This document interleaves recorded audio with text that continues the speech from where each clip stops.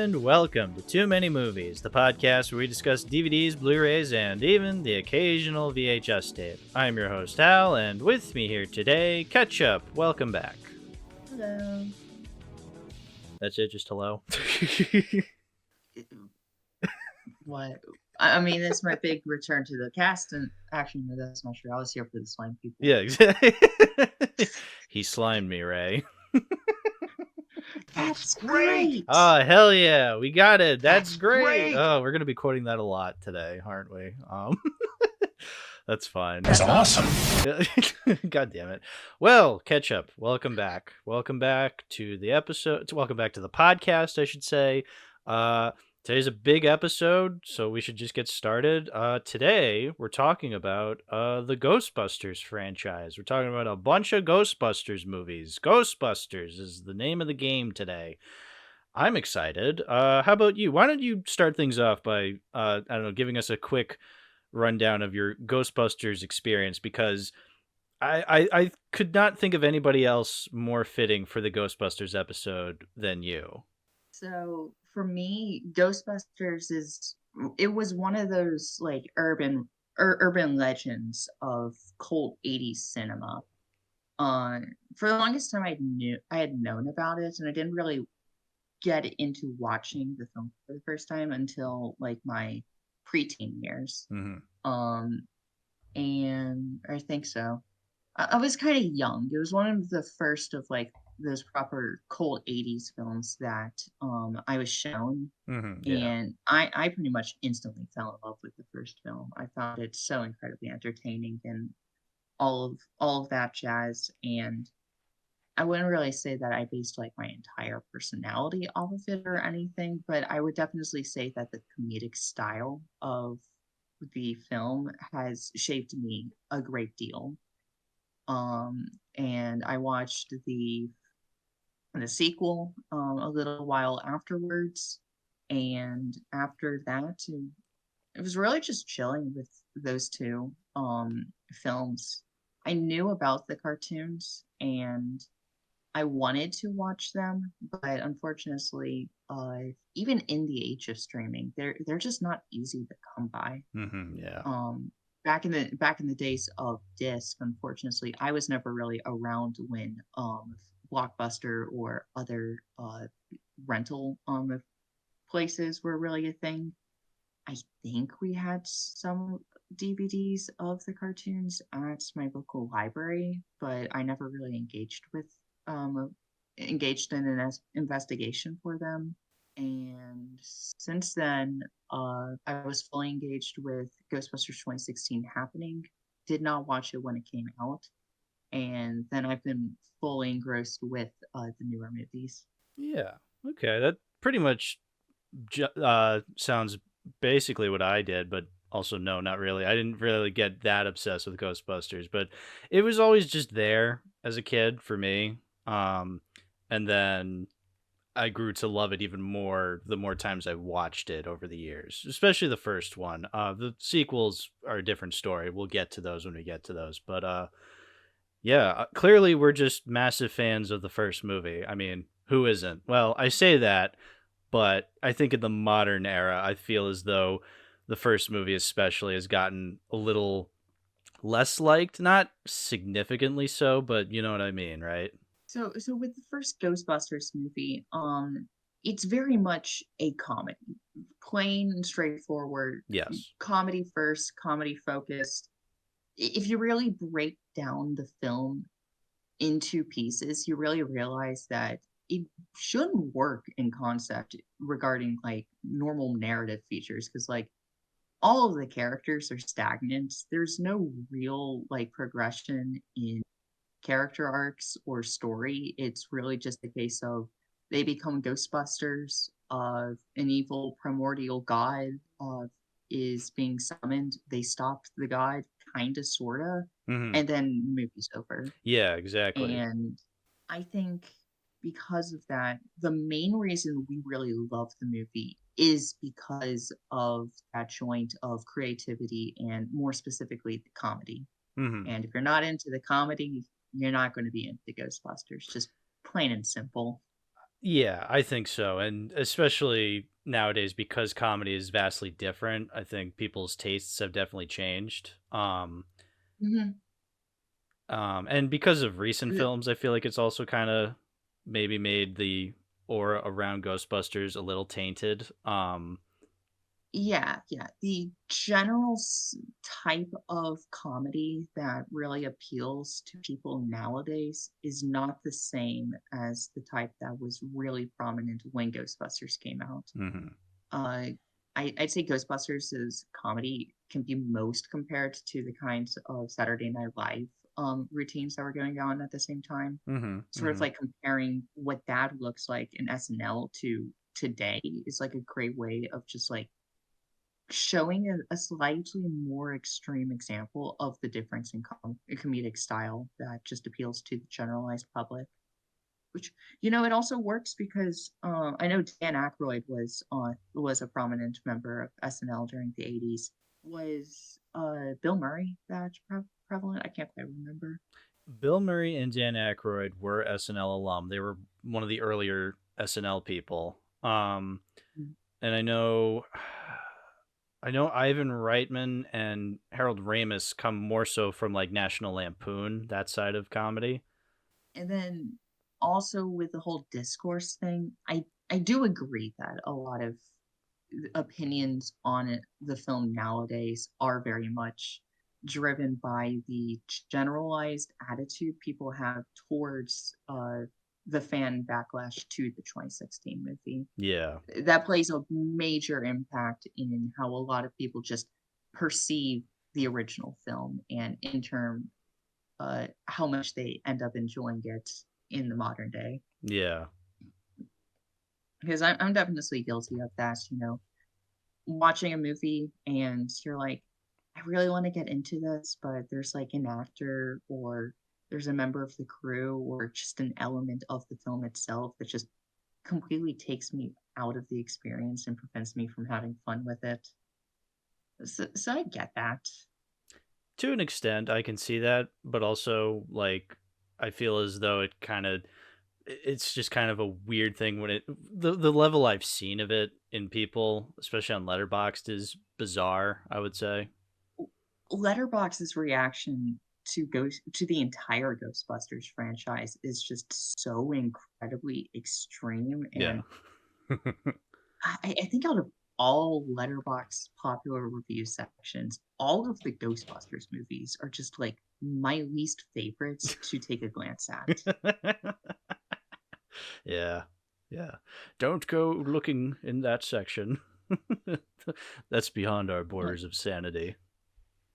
it's genuinely the kind of stuff that can drive someone mad. It's less about the takes being bad and just more about me looking at this stuff and the combination of me going, this take is just so incredibly terrible. How does it have so many likes? And this is just a really terrible Twitter joke. Oh, Like, it's yeah. the most obvious Twitter joke that you could possibly make. For some of these films, there's people that just straight up lie, and I'm like, excuse me? Like, there's a review in Ghostbusters, I think Ghostbusters Afterlife, where somebody says there I cannot possibly imagine a scenario where the Ghostbusters theme plays inside of a Ghostbusters movie, and I'm like, did you not watch Ghostbusters 2? The movie literally opens with Yeah. the It quite literally is in the universe. Yeah. I think I know which review you're talking about. That is a weird review because um cuz like I think what they're trying to get at is more so I can't imagine it playing in this universe because the universe of Afterlife is so vastly different to him from the universe of the original. But also it's like, okay, I don't think that truly matters because it's a song and you should be judging the film as a film and not how it play. I mean, yes, you should be judging how a sequel uh expands upon the world of the original, but also sometimes you have to judge it as a movie on its own. And I don't know, that's kind of a weird thing to say. I don't know. I can see both sides of it, I feel, but also it's like, come on. you know. yeah. of all the things to complain of, that's kind of like my thing with a lot of the thoughts and reviews I've seen about like all of these films. There's a lot of people that just like hyper focusing on specific elements of the movie as being super big problems, and I'm like, is that really the thing that you want to be focusing on? Yeah. Like, There's like this these movies aren't perfect, even with the original Ghostbusters. As much as I love it, there's stuff you can criticize yeah, with it, of and yet course. you're choosing to focus on this. Yeah. There's Like, there's this there's another one for the original film where somebody was commenting about Sigourney Weaver looking really, really uncomfortable yeah, you inside told of me about that. playing Dana, and it's like a simple Google search will tell you she took the role because she did not like how many serious roles she was getting at the time, and she wanted something fun. Like, she's having fun. I mean, she might not have had as much fun in that one scene where her tit almost pops out Yeah. on camera, but other than that, Yeah. I can tell she was having fun. Yeah, there's this really weird review for the first one that I remember reading where it's like this woman is hyperventilating about how much she hates the movie because it it's a movie that men in her life that she hates loves, and she's like, this is a bad movie because of that. And I'm like, huh? What are you what is blood yapping about? What are you doing? What are you doing in this review? This You is had like a really bad ex, and this was like your ex's favorite movie. I could get that, but I believe inside of that review, the user is just like yapping about people in a general sense. And I'm yeah. like, were all of your ex's favorite movie Ghostbusters? But Like but every also single one of them? But also, what does that matter? Like, that doesn't matter to the movie. That's just how people reacted. Of course, it's just so bizarre. Why are we hyper focusing on this? It, it's weird.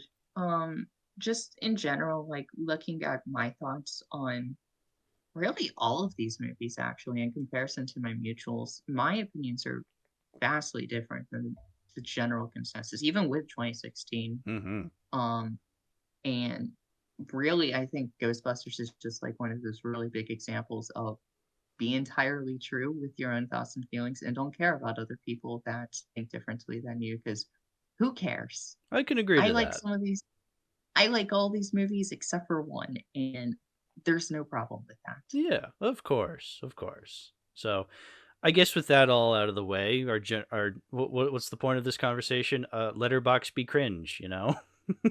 Very cringe. So, why don't we talk about the actual movies though? Because starting with the first one, Yes.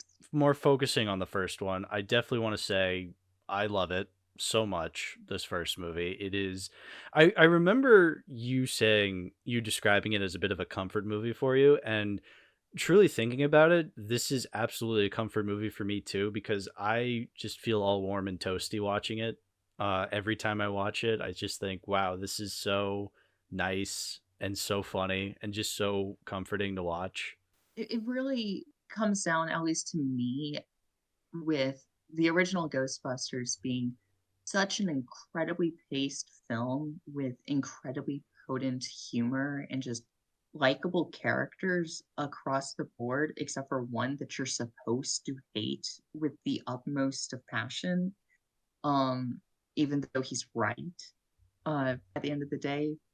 And just in general, there's not really any elements of the film itself that are like particularly like you know, you look at that and you open your mouth and you have like all your teeth shattering and you're like, oh, seeing something inside of one of these older movies that's definitely hasn't aged the best. There really isn't anything super explicitly like that inside of this film.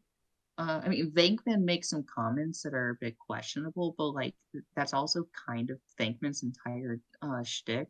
Yeah, He's sort of like he's sort of like the sciencey straight man of the trio, and then Zeddemore comes in and he's the proper straight man hmm hmm because he doesn't have a scientific backing, and that allows for his comedy to be more about taking their science speak and turning it into something that makes more sense to the general New Yorker. absolutely. Yeah, Um, yeah, I can see that.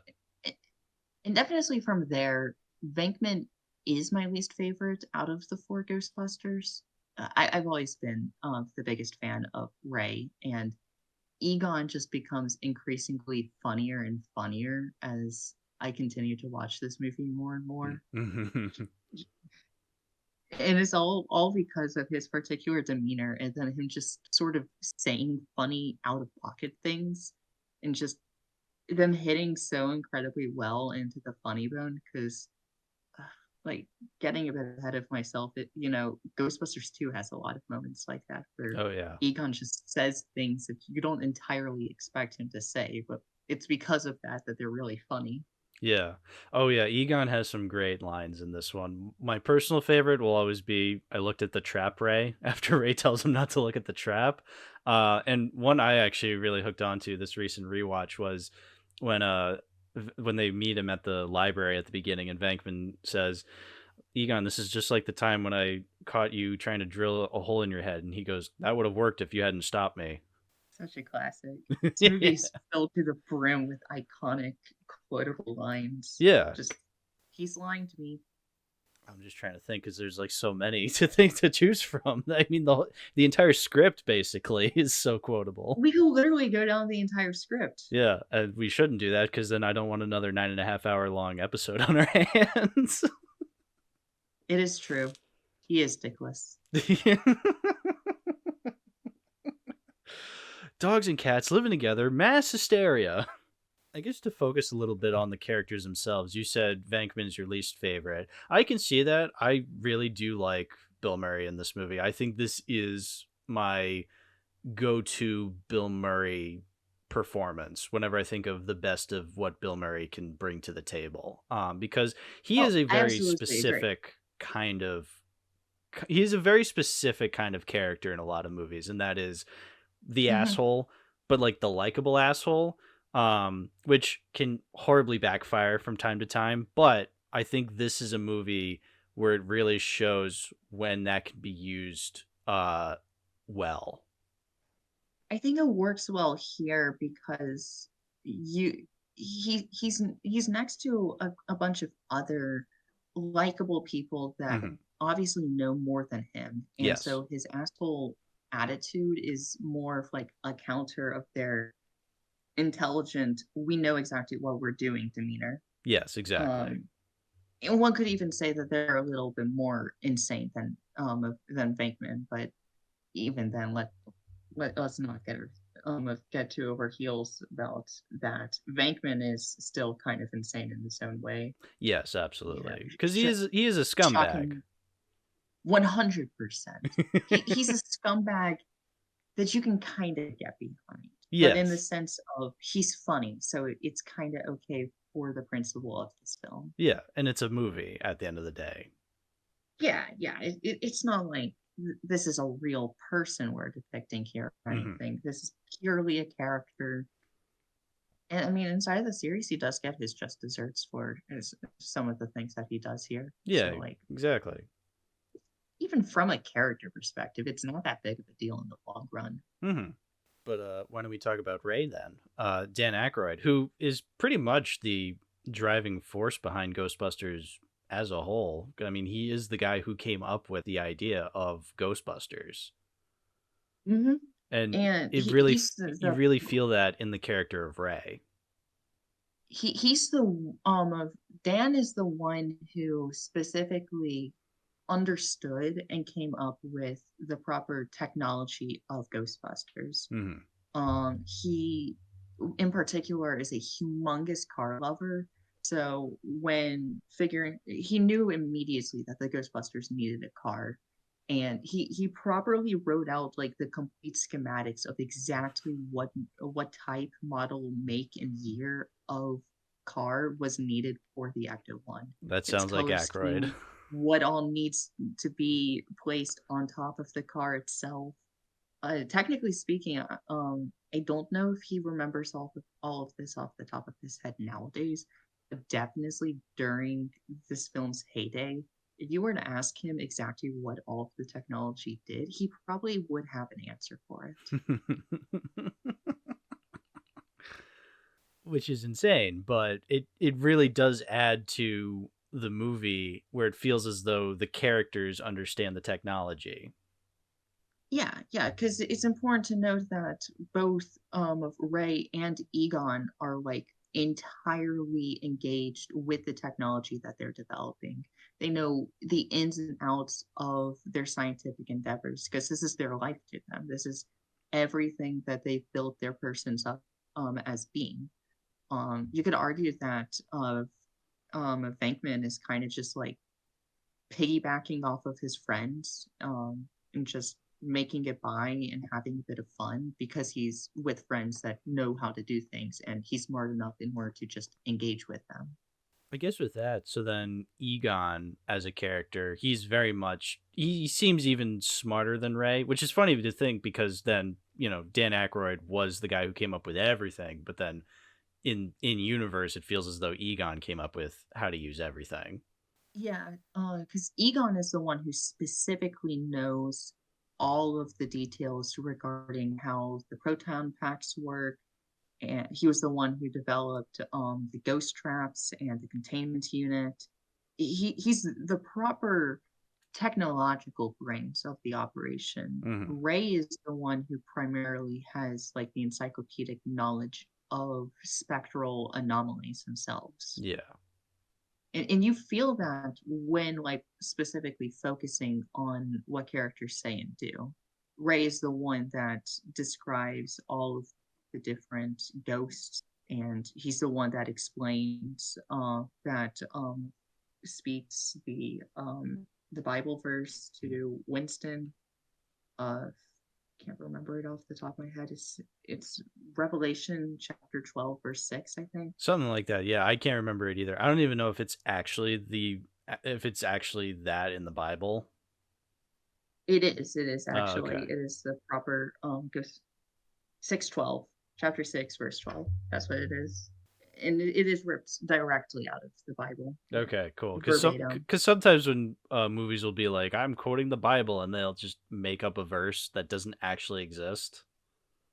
Oh no, no. This works entirely within like the parameters of what Ghostbusters is supposed to be Right. because uh Dan does believe in the paranormal 100%. Oh yeah. He I can't entirely remember. I read this a long while ago because my mom showed it to me, and I thought it was just like the most amazing thing at the time.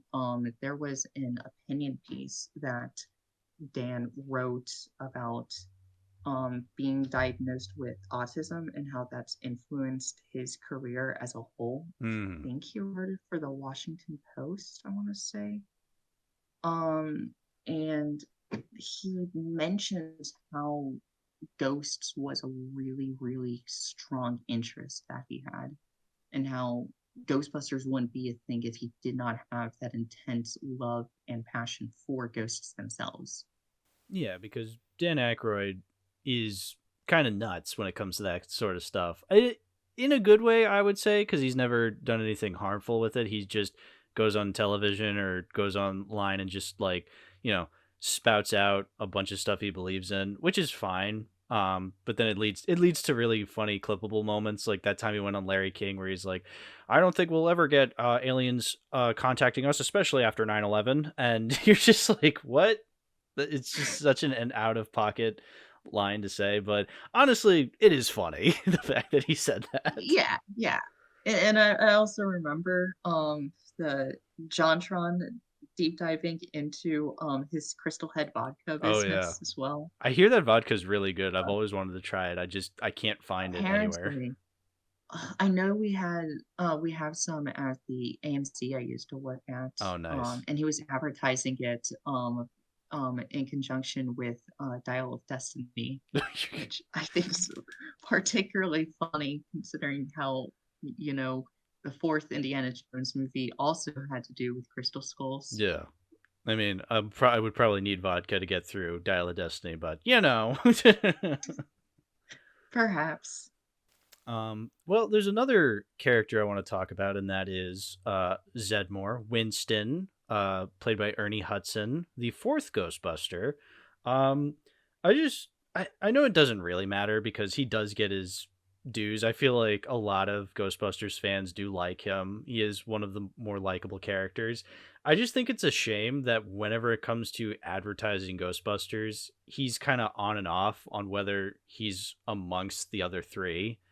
Um, Especially while looking a little at the Blu-ray, just to bring it up, I have Ghostbusters 1 and 2 on Blu-ray, this nice book Blu-ray. I'll get more into it later, but on the front, it advertises all the famous actors in the movies, but Ernie Hudson is not among them. It's Bill Murray, Dan Aykroyd, Sigourney Weaver, Harold Ramis, and Rick Moranis. Now, granted, I do like those actors, but it's like, couldn't you squeeze it a little bit more so then Ernie Hudson can be in there too? Because he's kind of a major player as well. In terms of like the quote unquote plot of the film, he's not that important. But in terms of comedy, like as soon as he comes into into the picture, I mean, he's hilarious. Yeah. Like all the things that he says. And Ghostbusters 2 just like justifies the fact that he should have been in the movie longer. Mm-hmm. Um, I guess like technically speaking, the only real question that you kind of have to ask is like when could they really introduce him sooner? Because like he gets he gets brought onto the project after the montage following Slimer's capture, Yeah. and it's not really like a great way of integrating him in beforehand because the Slimer gig is their first operation as Yeah. Ghostbusters, and it doesn't really make sense to bring in a novice when you yourself have not even tested this incredibly dangerous technology. You don't even know if it works properly. Yeah. You think it does, but it's never been tested in the field before. I blame myself. So do I. Yeah, I love the scene where they like power it on for the first time in the elevator, and then Egon and Peter just like step away from Ray because they know that they literally have bombs strapped to their I backs. know. My favorite part about that scene is, yeah, literally he's backing up in an enclosed space. There's nowhere for him to go, but his human instinct is still to just be like, I gotta back away from this thing. You can also tell that it was an entirely improv scene as well because if Harold does it and then Bill looks over at Harold and is like, "Oh, we're doing this now," Yeah. and then steps back after he does. So good, so funny. Just like so much of this movie works because you just have these funny people that are allowed to kind of just work around the script and say funny things in conjunction with what the general trajectory of the plot asks for them to go. Yeah, Um, I think it's much stronger as a story because it has all this ghost busting lore to it. But at the end of the day, it is still a comedy, so you still need the comedy to be strong. So it's this really interesting balancing act that I don't think I've seen done better in a lot of films. You know? Realistically, the lore isn't even really all that important. Right. Like the main climax of the movie with Gozer the Gozerian, that's kind of just like it doesn't even really get brought up properly No, Gozer's not introduced until until the third act. not even like the character. I Yeah. don't, if I remember correctly, Gozer themselves is not mentioned until at least Winston gets on board. Yeah, at And least. again, like at that point, that's about the halfway mark of the film. Mm-hmm. Beforehand, the most we get is seeing the portal into I don't even really know. I guess Gozer's domain inside of Dana's refrigerator. Yeah, but But that's when you also sort of like subtle build up more than anything else. Just yeah, kind of like seeing Stay Puft Marshmallows on the countertop. yeah, It's not really establishment. it's a moment to say, hey, something's a little weird with this building. And so then you get This the element will Zool. come into play later on, Mm-hmm. but right now it's not important to understand the context behind Zool, motherfucker, Zool. Classic. Yeah, but also I think when I think comedies, I'm not thinking about how strong characters are. I'm thinking about jokes and gags within the walls of the comedy. But this movie has very strong characters. The characters themselves work with the comedy, Yes. and they're not like the most complex things in the world. I would really say that the more complex characters don't get introduced until the more recent films. But I don't think that's really important because this being just like a plain and simple comedy, it is the humor that drives Hmm. everything.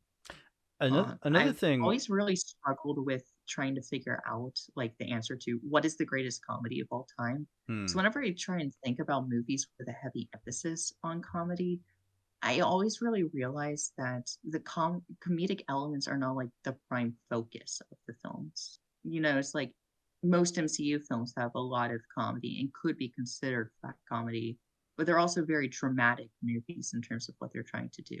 right. Here, the drama's not really important, like at all. No. Peter's whole thing with Dana is like 2 scenes, and then she gets possessed, and the movie ends with an awkward kiss, and it's because it's not important.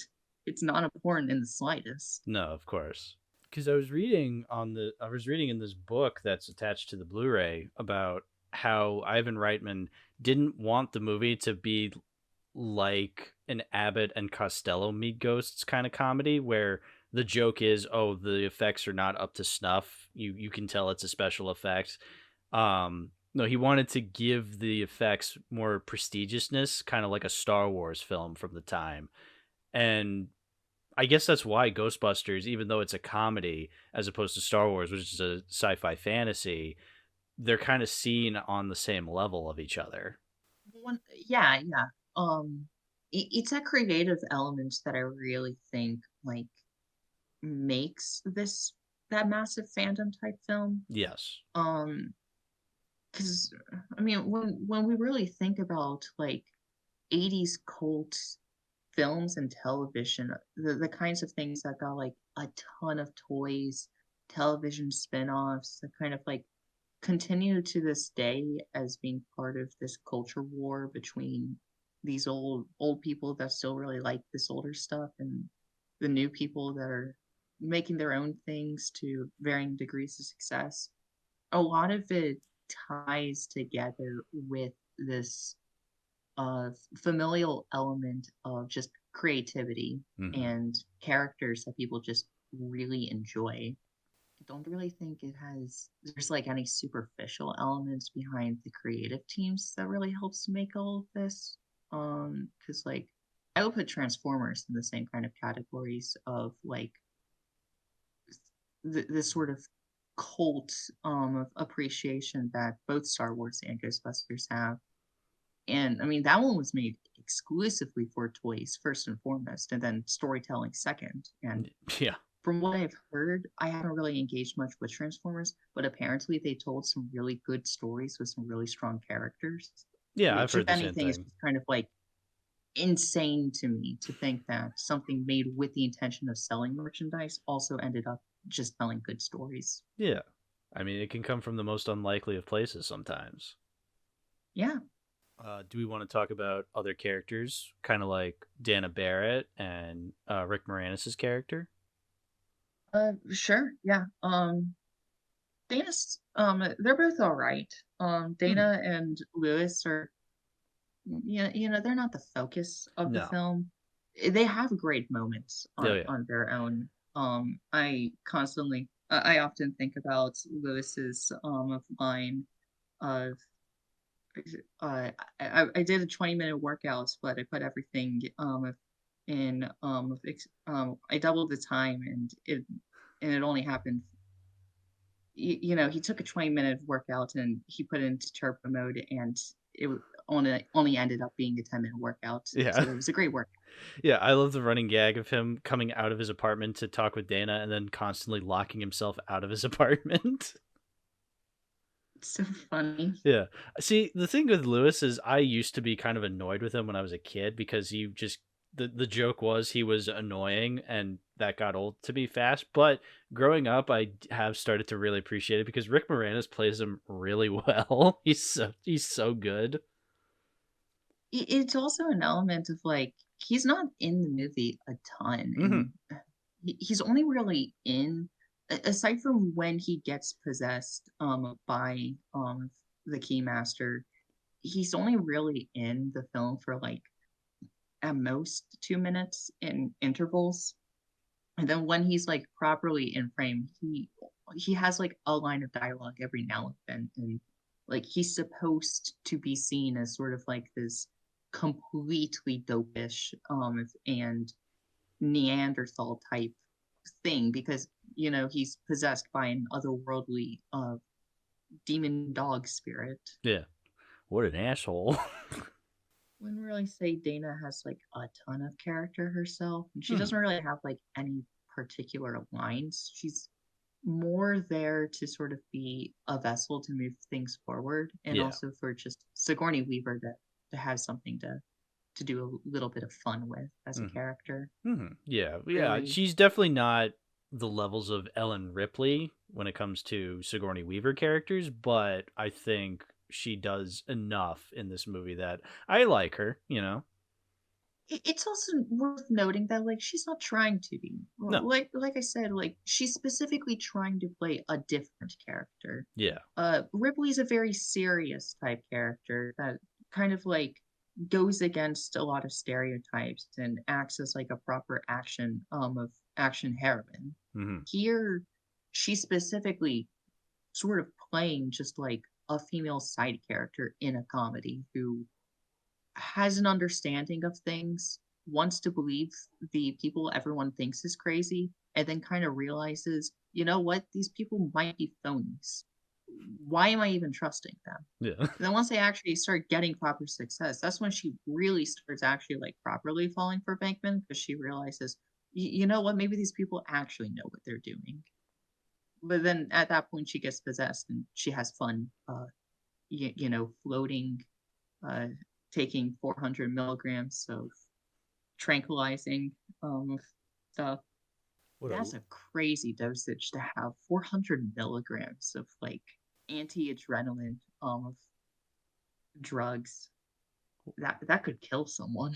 what a lovely singing voice you have. I think it's also quite fun that Ivan Reitman voices Zool. Mm-hmm. Zool and Slimer. Must have had a ton of fun doing that class 5 free roaming vapor. Yeah. Yeah, we might as well talk about Slimer. Slimer was one of the big stars to come out of this movie. Just supposed to be a random ghost in the background, but no, he became ostensibly the face of Ghostbusters besides the logo ghost, you know? There's really only like three, maybe four you count if you count the demon dogs as being ghosts inside of this film. There's Slimer, there's Stay Puft, there's Gozer, and then there's the demon dogs. And Zool and Vince Glortho. yeah, so like if we really want to break down like from this movie specifically, what kind of marketable ghost characters can we really hyper focus on? Really, your only options, your proper options for marketing are Stay Puft, who's basically the Pillsbury Doughboy, Mm. and kind of serves like a different purpose. He's meant to be like this cutesy thing that's also pretty scary because he's Godzilla across New York.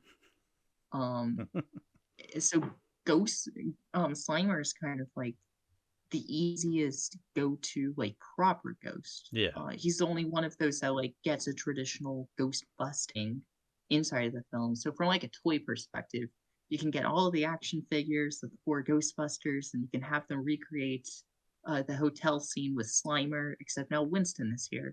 And I Yeah. think that's great. I Yeah, makes think that's sense. good. Yeah.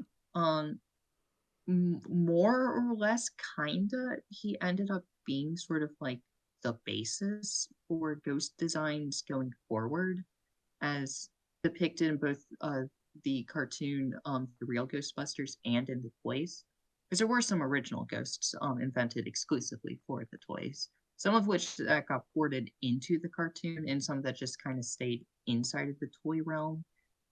I think some of them have been ported into the more recent video game Spirits Unleashed. I have not played that one, Hmm. so I would not know. I just know that at least one of the ghosts is considered canon because of that game from the cartoons. But at the same time, continuity with the Ghostbusters timeline is so weird. Yeah. Um, like I will say we haven't mentioned her yet. Janine is great. I Hmm. really love what they do with Janine. She doesn't have a ton, but like I think everybody knows her specific way of saying Ghostbusters. What do you want? We got Like one. that's her lines are probably like the most iconic, like from the perspective of like her voice fluctuations. Like Hmm. everybody knows the way that she says this stuff. We all know the quotes from the rest of the movie. I don't think any of them are like as iconic as her specifically. Maybe Gozer's way of saying, "Are you a god?" It's like maybe the only other one.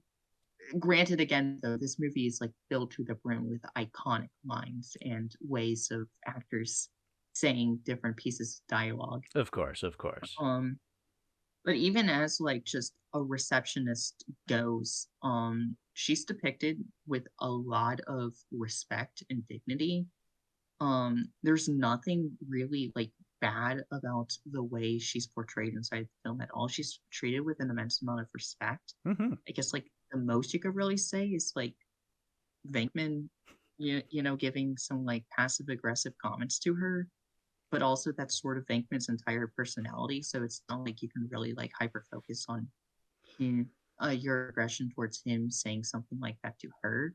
That would be more of like a Venkman problem than like a film depiction problem.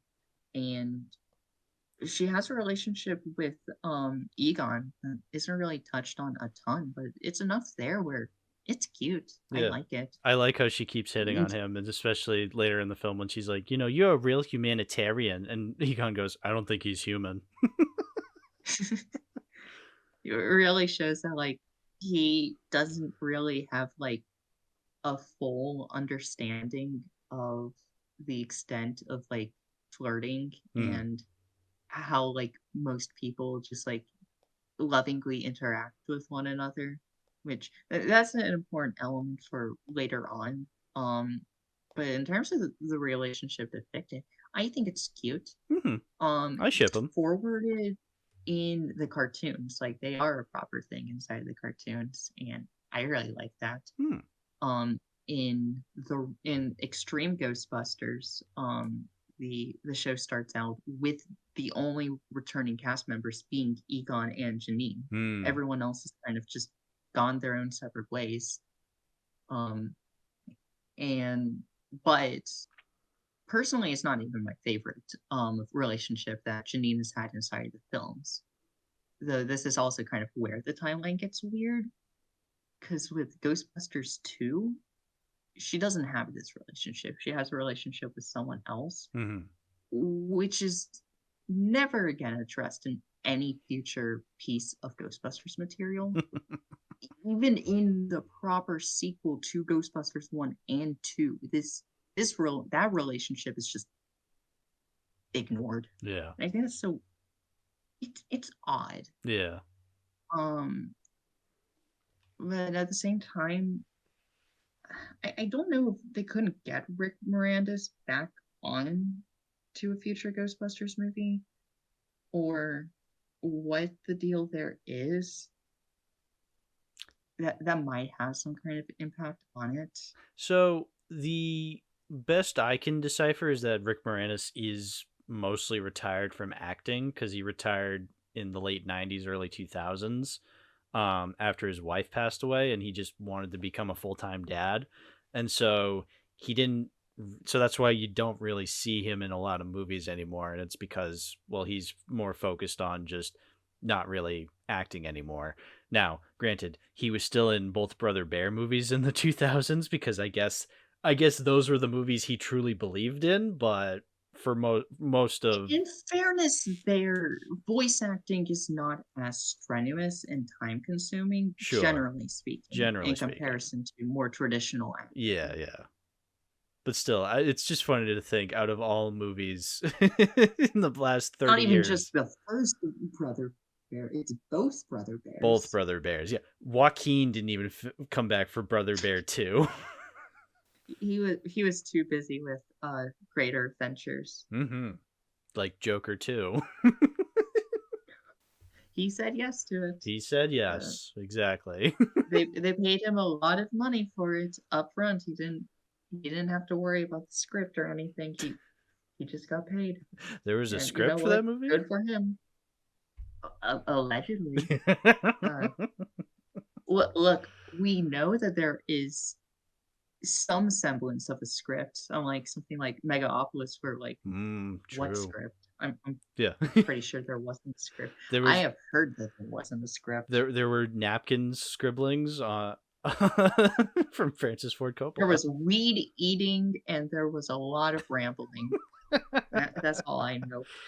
Kind of like the improv in these Ghostbusters movies, but like incomprehensible. Yeah. So like the improv in 2016.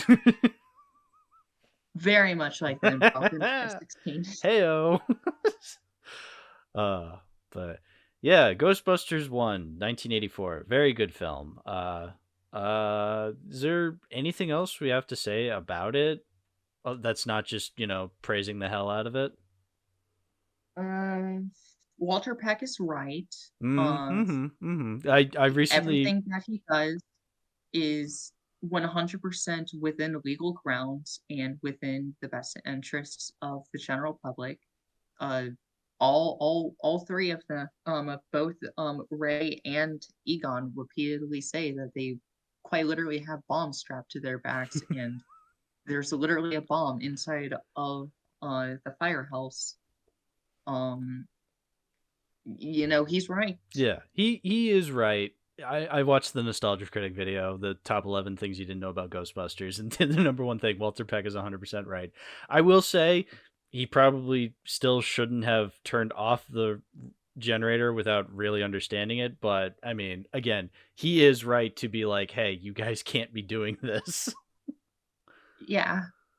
And I will say, the visual effects are the practical effects are really, really good. Mm-hmm. Mm-hmm. The others are not bad, except for the running scenes with with with the demon dog. Oh my! Yeah. There's some You can shots with see them. it's moving out like 12 frames a second, and you can see the green screen outline of it, and Yeah. it's oof, There's a it's rough. There's a very specific shot. It's during the party at Lewis's apartment when the demon dog bursts out of the door and lands on the snack table. That, like, when the dog jumps onto the snack table, it's rough. It's like, oh, you tried your damnedest, but oh, it does not look good.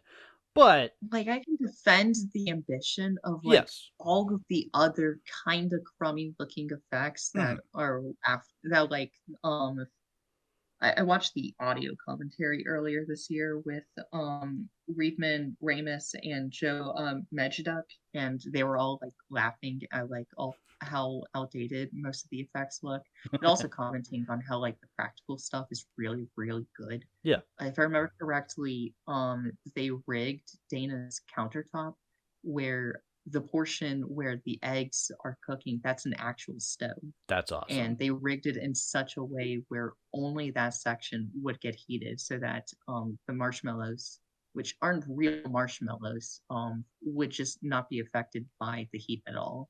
Yeah, so the special effects from that perspective are amazing, but then yes, you get some really weird blue screen effects, which I remember we brought this up when William and I were talking about the Nightmare on Elm Street movies, how, you know, if you're going to make fun of a movie from the 80s for having weird blue screen, you're going to have to make fun of all of them because they all don't look good.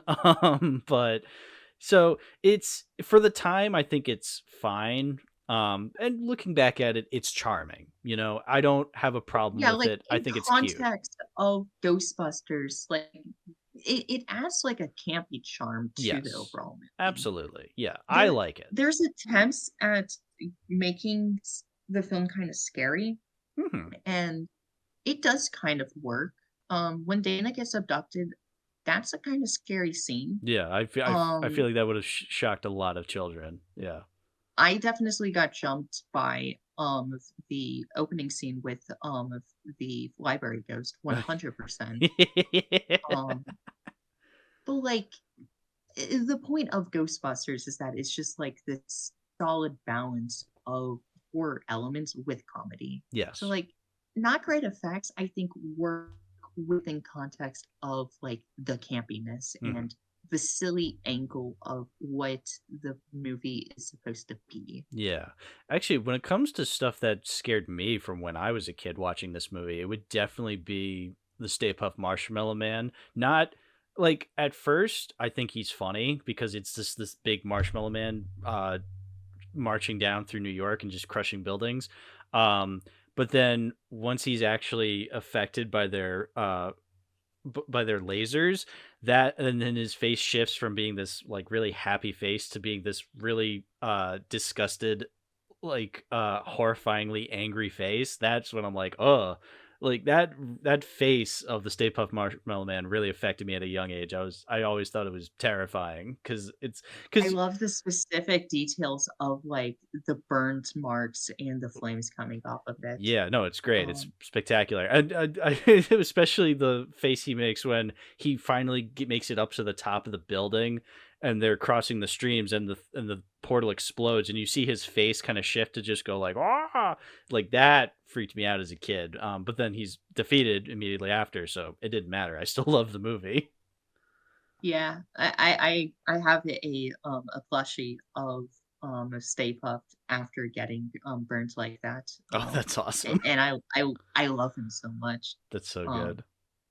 I actually took him with me to, the premiere of, Ghostbusters: Frozen Empire, There which you was so go. excited for that movie, and I was like, "I have this opportunity. This is my first time being able to take a Stay Puft Marshmallow Man to the movies with me," and it was such a fun and rewarding experience to do so. Yeah. I Yeah. love that Marshmallow Man so much. He's wholesome.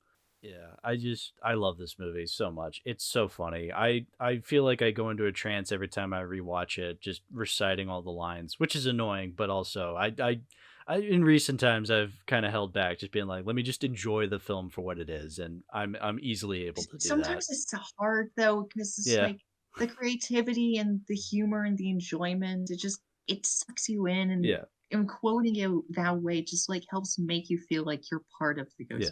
And Ghostbusters not just the team. dialogue, the inflections on how to quote the dialogue. It's that specific thing that you focus on. It's Yes. like, we're not just saying, "That's great." We're saying, "That's great! That's That's great. great!" Yeah, exactly. It's we've been saying that for months now, just because Lily started it. I don't know why she did, but every time we post something in the server, I don't know, just whatever it is, we just respond with the clip from Ghostbusters of Ray going, "That's That's great." great! That's great!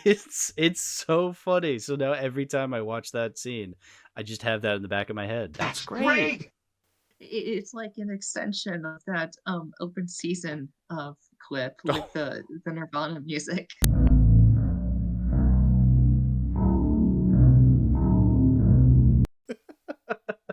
that open season gif that Silver always posts is one of my favorite gifs ever. It's so good. God, I love open season. Good movie. Such a good movie. Yeah. Yeah. Um, do we want to move on to Ghostbusters 2? I think before, I should take a little bit of a moment to mention I mentioned already inside this conversation, but, Ghostbusters, because it was pretty much an instant hit. Actually, I forgot to mention, The phone number that is listed inside of the advertisement, the television advertisement in the film, Mm. when the movie premiered in theaters, that was an actual phone number that you could call. Yeah. Um, Unfortunately, the actual recording of we don't have a preserved recording of what was said inside of the phone call. Apparently, it had Venkman and Ray saying like, "Hey, hey there, we're out catching ghosts right now. Uh, but we'll be back sooner or later. We're gonna save the city." Something like that. Mm-hmm. If I remember correctly, it got like 2,000 calls a week for like 10 weeks, Wow. which is crazy. There's like 25 to 30,000 calls by the time they discontinued the phone number. Like Ghostbusters was a proper phenomenon I when it mean, came yeah, out. it came out 1984. I mean, 1984 was already a huge year for movies. We've talked about this before. But like, yeah, I mean, Ghostbusters was just it was huge in a movie full of huge movie in a year of huge movies. And because it's a movie from the 80s as well, that also meant two really big important things. One, we got a bunch of toys, Mm-hmm. a ton of toys. A ton. Toys looked so cool. Oh yeah. I never really owned any of the toys myself per se, but like I look at the kinds of merchandise that was produced for these films and still is produced for these films, and I'm like, man, if I was just younger and I had access to this stuff, that would be so much fun. I think I One of the things I've had an always action figure from. I think I had a Ghostbusters action figure, and it was from the '80s because I it was at my grandparents' house, and I think it was my uncle's old toy, and it was one where like you squeeze the character, like the squeeze the arm of the character, and his head expands or something like that. It's really hard to explain, but it was this really interesting oh, ghost that's like character. the Shaq of the no the LeBron James of Space Jam 2 toys that went viral because people were like filling it up with water and bursting his head. I don't think so. No, I think you just squeeze. It was an action figure. You just squeeze the arms Okay, and okay. his, because and there's like a contraption inside that like lifts his hair, and his hair reveals he has like bigger eyes or something like that. I don't. It's hard to Mm, explain, but it's just this weird Ghostbusters toy. I remember playing with it whenever I'd go to my grandparents' house. I might have had one at my grandparents' house. I cannot remember. I know we had a bunch of Star Wars toys Oh yeah, there. I had way My more Star Wars mistaken toys gift growing were up. like the Bespin outfit for Luke because like that shade of brown for his outfit is kind of similar to the shade of brown used in the Ghostbusters uniform. Sure.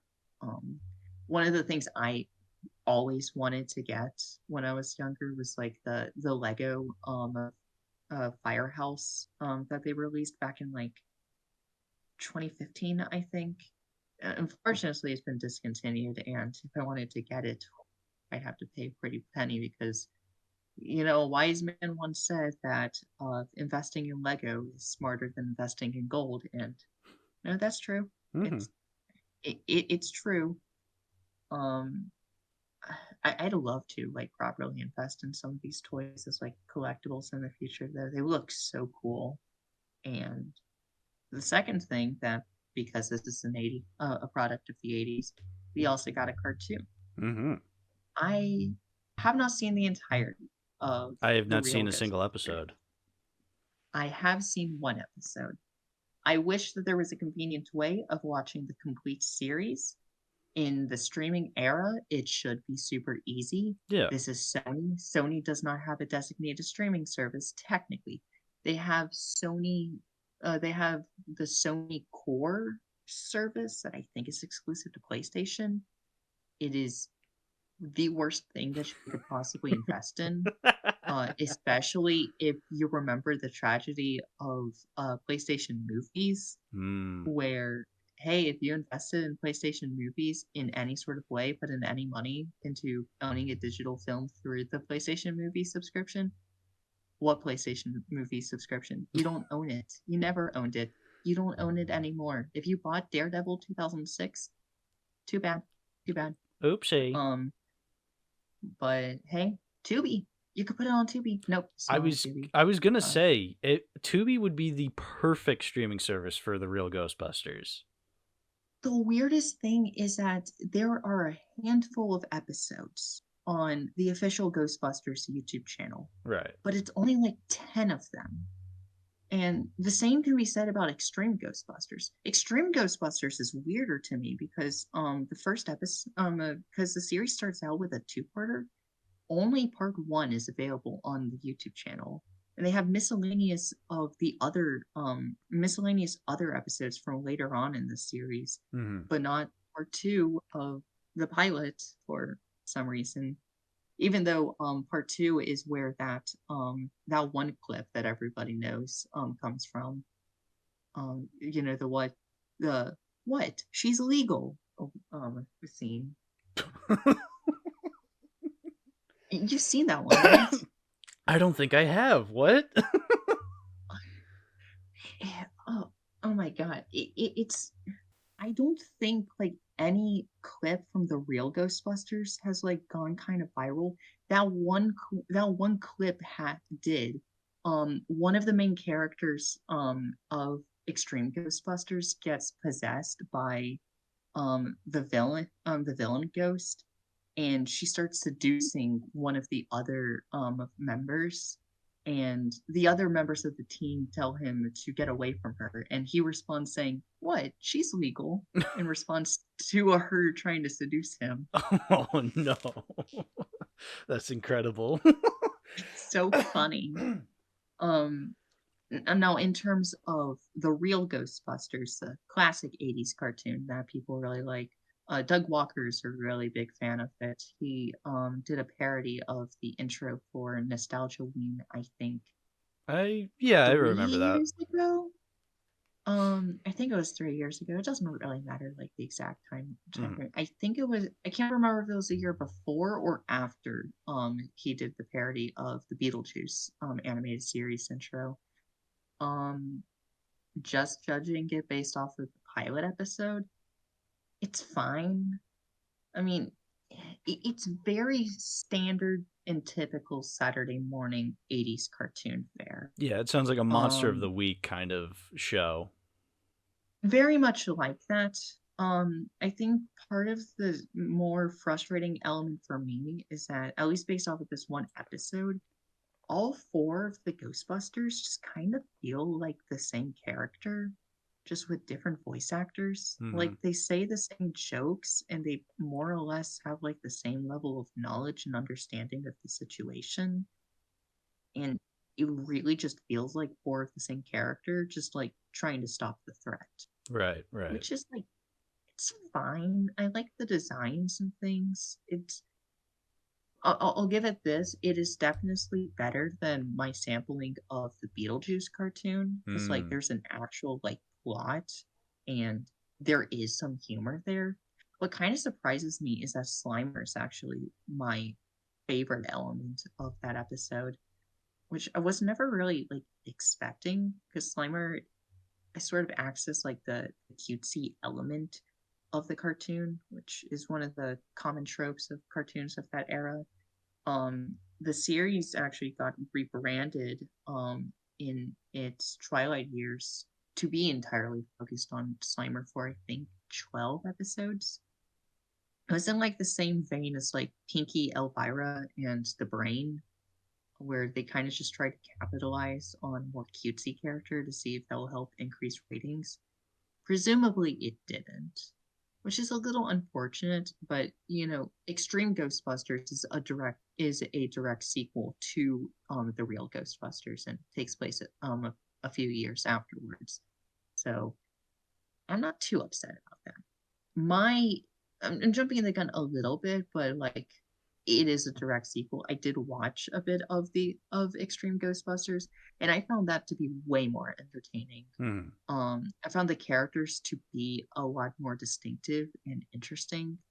I really like Janine's and Egon's dynamic It's simple, but it's effective, and you can really feel something there, and helps create this really nice binder between the new characters and these legacy characters, passing on their knowledge to these younger people so that they can do their own thing.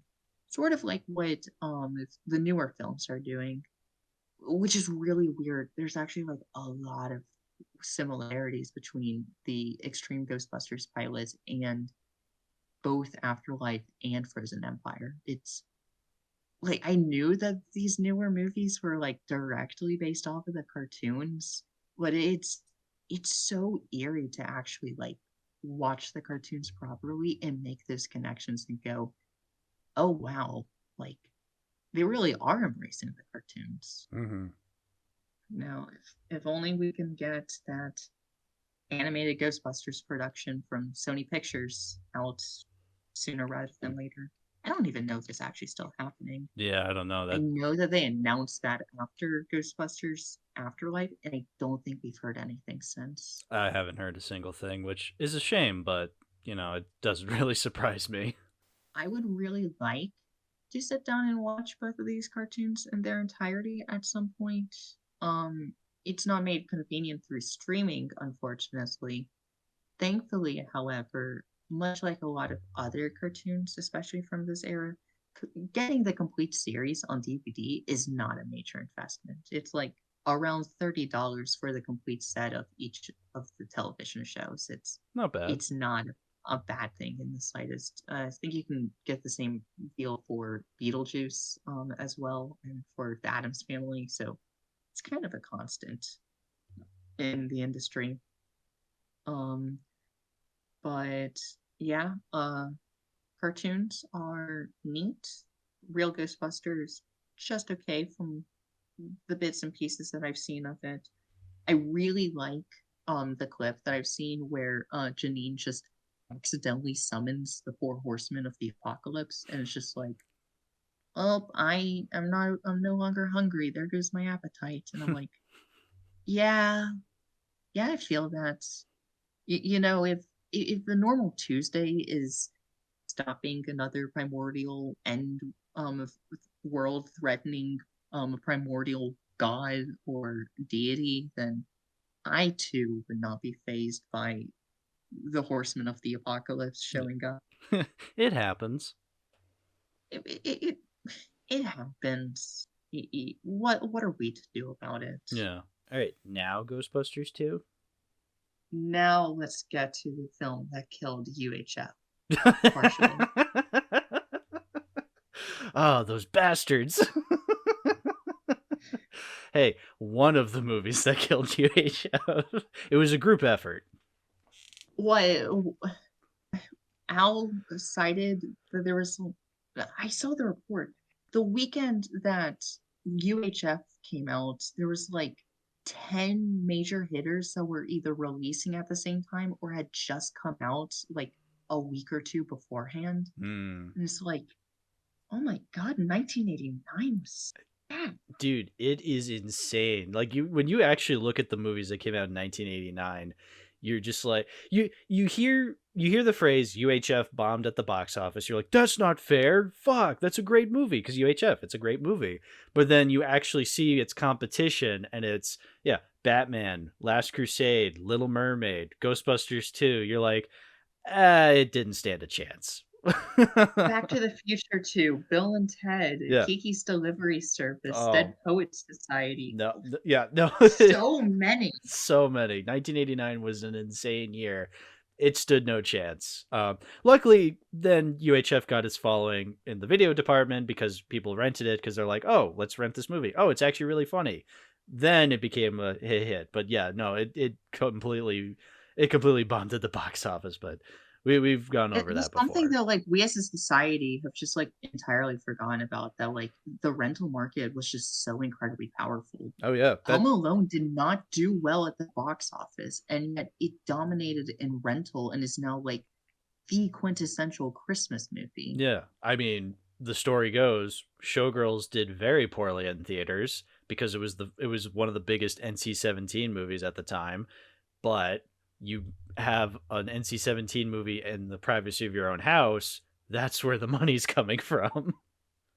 My favorite example of all of this, I think, will forever be Waterworld, because Mm, Waterworld is often cited as like this legendary biggest bomb of all time hmm. of the 20th century. And yet it wasn't actually a bomb because it made back all of its money in the rental market. Right. Yeah. Because I guess people then Which is not even decided. like something that you can say about not just like movies nowadays, but even a lot of like 2000s movies. Like Mm, John Carter and Mars Needs Moms did not make money through the rental market like that. no, And I mean, nowadays, I mean, like what are we really going to try and rely entirely on like video streaming sales? You can't quantify like streaming numbers as like a justification for why, hey guys, the Marvels actually made back over $220 million through Disney Plus streaming. How?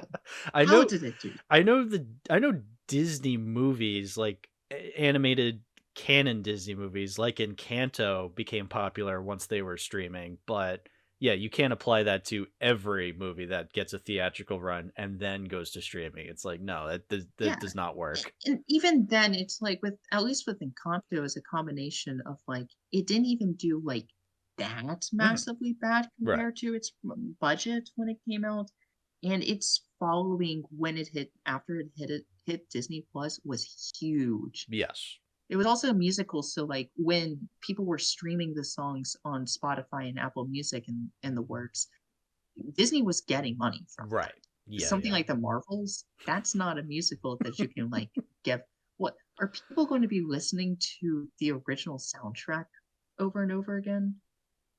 You know what? I actually completely forgot to mention that with the original film, the actual orchestration for Ghostbusters is phenomenal. Elmer Like Bernstein. everybody highlights um the um the title theme by Ray Parker. Yeah, It's great. so The good. proper title theme though, that's one of my favorite tracks in like any movie.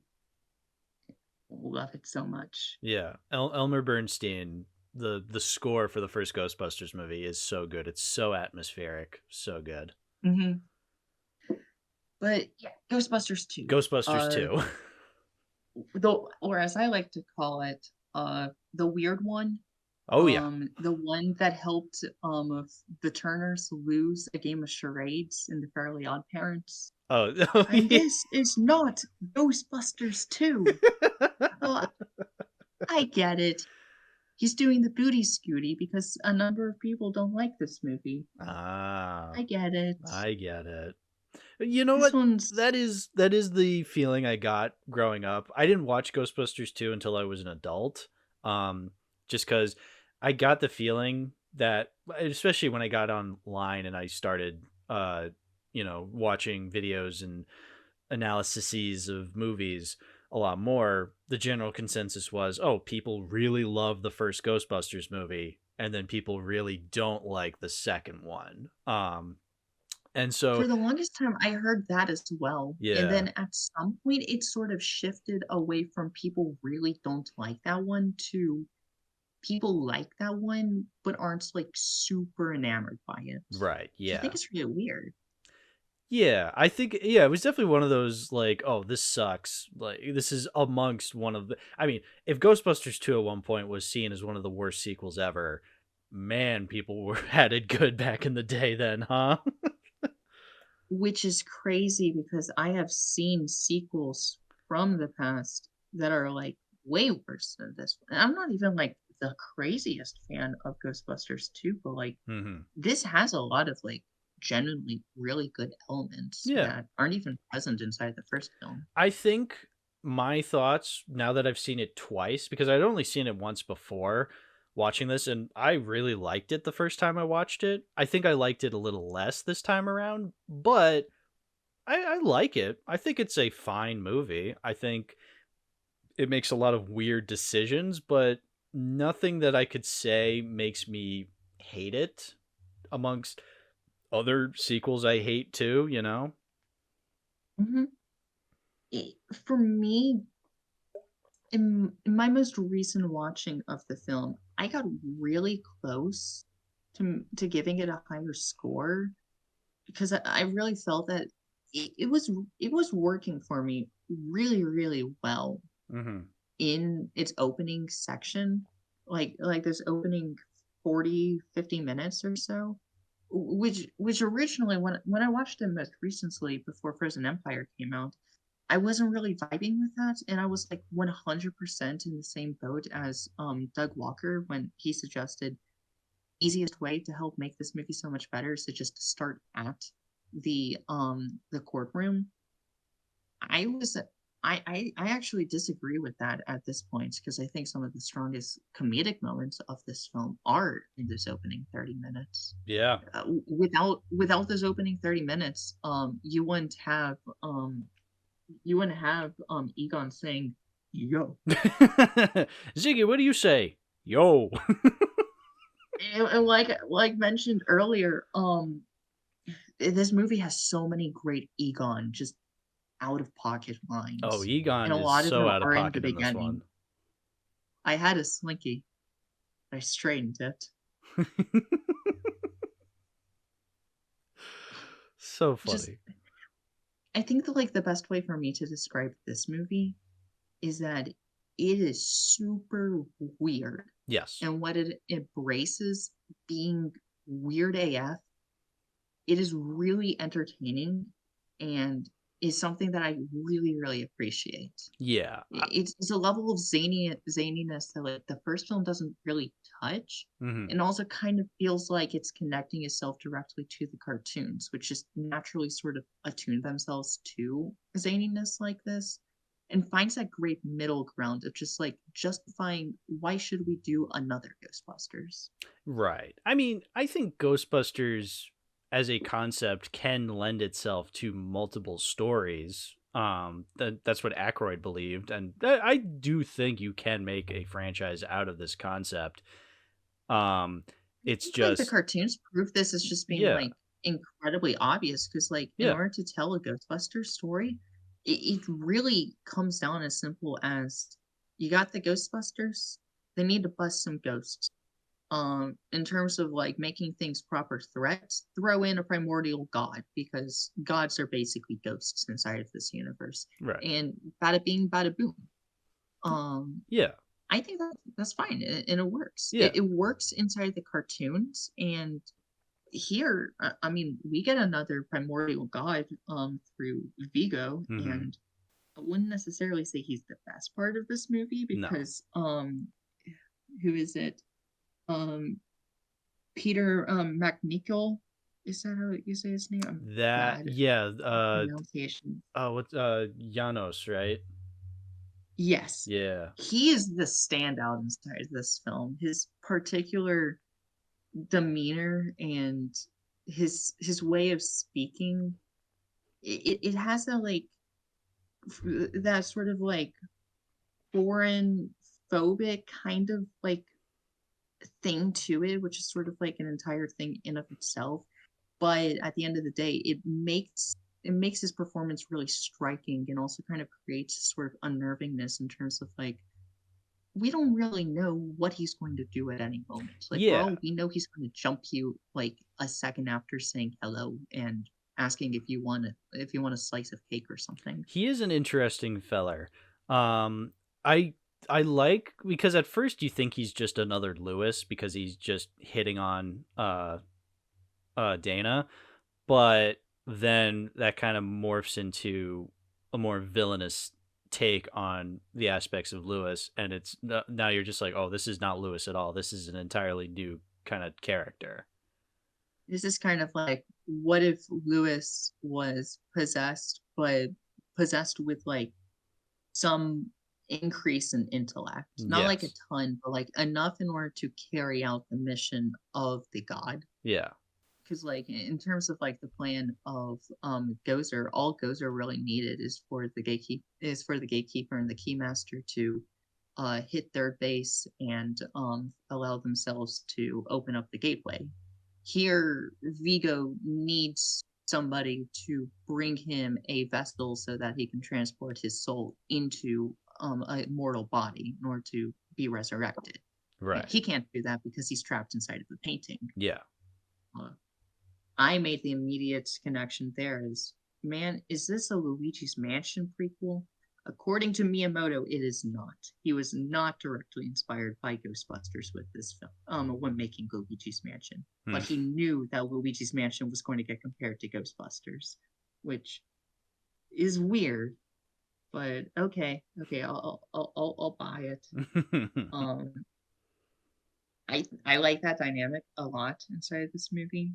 Um, Vigo in general is like this really interesting form of terror, Yes. which you wouldn't really expect to be particularly scary because Janos is very comedic Yeah. in like all of his interactions surrounding Vigo.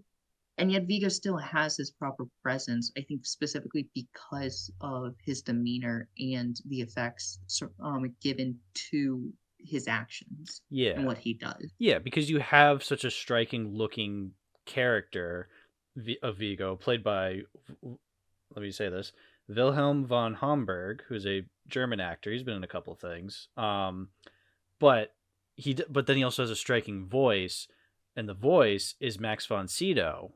So it's two different actors playing one character, but I think the combination of the two really make for a visually striking and memorable enough villain. I think the writing's a little weak on him, but I think there's enough visual and audible gold to this character that makes him memorable enough.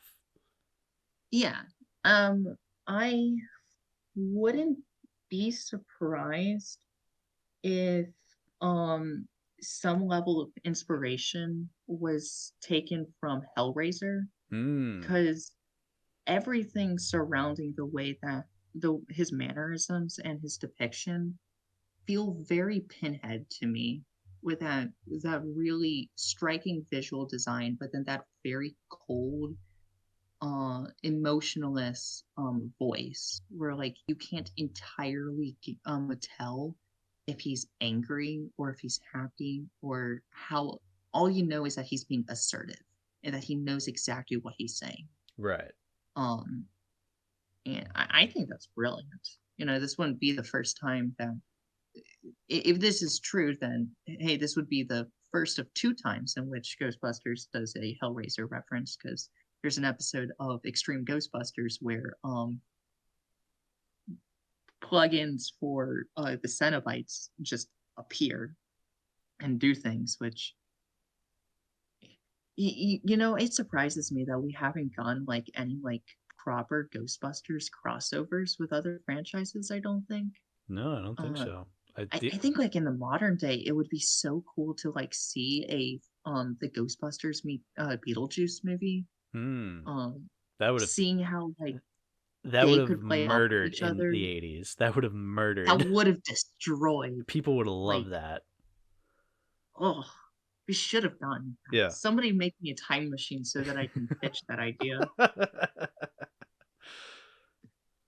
Let's see. I think for me, my biggest issue overall with this film is that it is paced in a really awkward way. Yes. And it's very, very slow until it gets to something exciting or to something funny. Yeah. And then it kind of just like drags. Yeah, because the biggest problem for me is that it does a lot of repetition from the first movie. You literally have a montage, and you literally have them fighting ghosts in that montage, and a lot of it is just paced the same as the first movie. And then you have the newer stuff, which is that a lot of the newer stuff doesn't feel as strong as when it was new stuff, as the new stuff from the first movie. And so yeah, you do get this weird awkward pacing throughout this movie. It was really frustrating too, is that like a lot of this does make sense in context of the story and the world of Ghostbusters, like them going out of business because literally every single entity capable of suing the Ghostbusters for their technical involvement in the end of days of attempting to commence makes sense.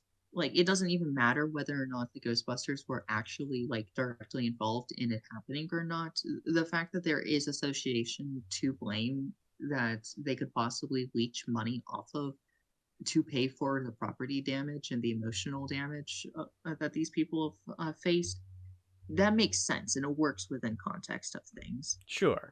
Peter and Dana just not having a relationship that works 100% makes sense and totally fits in with specifically what I think of with Venkman. Now, do I really like these elements? Them not being proper Ghostbusters at the beginning lends to some great comedy, but it also means that we have to wait a long time for them to actually do really anything engaging with ghosts. Yeah. Even when thinking about like the first film, about like less than 10 minutes in, they're investigating the library ghost. Yeah. And 20 minutes in, they're proper Ghostbusters and they're going out and they're catching Slimer. Here, you literally have to wait 30 minutes until the courtroom scene, which is a funny scene. Yeah. But it's at that moment when they start being Ghostbusters and they're allowed to catch ghosts again. Yeah. And that having to wait that long for this stuff, it definitely feels frustrating. Yeah, because it's the And same stuff we had already seen in the first movie where it's like, oh, ghosts aren't real. It's like, no, we already did this in the first movie. And the fact that they keep doubling down, you have all these characters sticking their noses up at the Ghostbusters, being like, you guys faked it all. There's no such thing as ghosts, only for then ghosts to be real. And then all of a sudden we can get into a montage. It's like, okay, this buildup wasn't really worth it because we had already seen this kind of stuff before. yeah, and I mean, in terms of like the judge not believing in ghosts, I think the line about the court not acknowledging the existence of ghosts is really funny. Sure. To me, that's sort of like the same in humor in vein as the line from the first film where the Pope tells the mayor that he can't make a statement about this because the Catholic Church has absolutely no bearing on the existence of the paranormal. Yeah. Um, but other than that, I mean, pretty much all these characters should know that there's ghosts. Yeah. I think, It's a weird story we keep bringing back up time and time again in these Ghostbusters movies where you have characters that don't believe in ghosts even though clearly they do, and it's just this weird obstacle that I feel like the movies keep putting themselves through that they don't need to. It's like, no, yeah. ghosts exist. Just get to the ghost busting already. hmm and also, I really don't like them repeating Peter and Dana's relationship inside this film as well. Mm-hmm. It pretty much hits like an extended version of all the same beats as the first film, except now they're trying to make it like a proper serious thing, and it just doesn't work. No, yeah. I I don't know why this is important to preserve at all.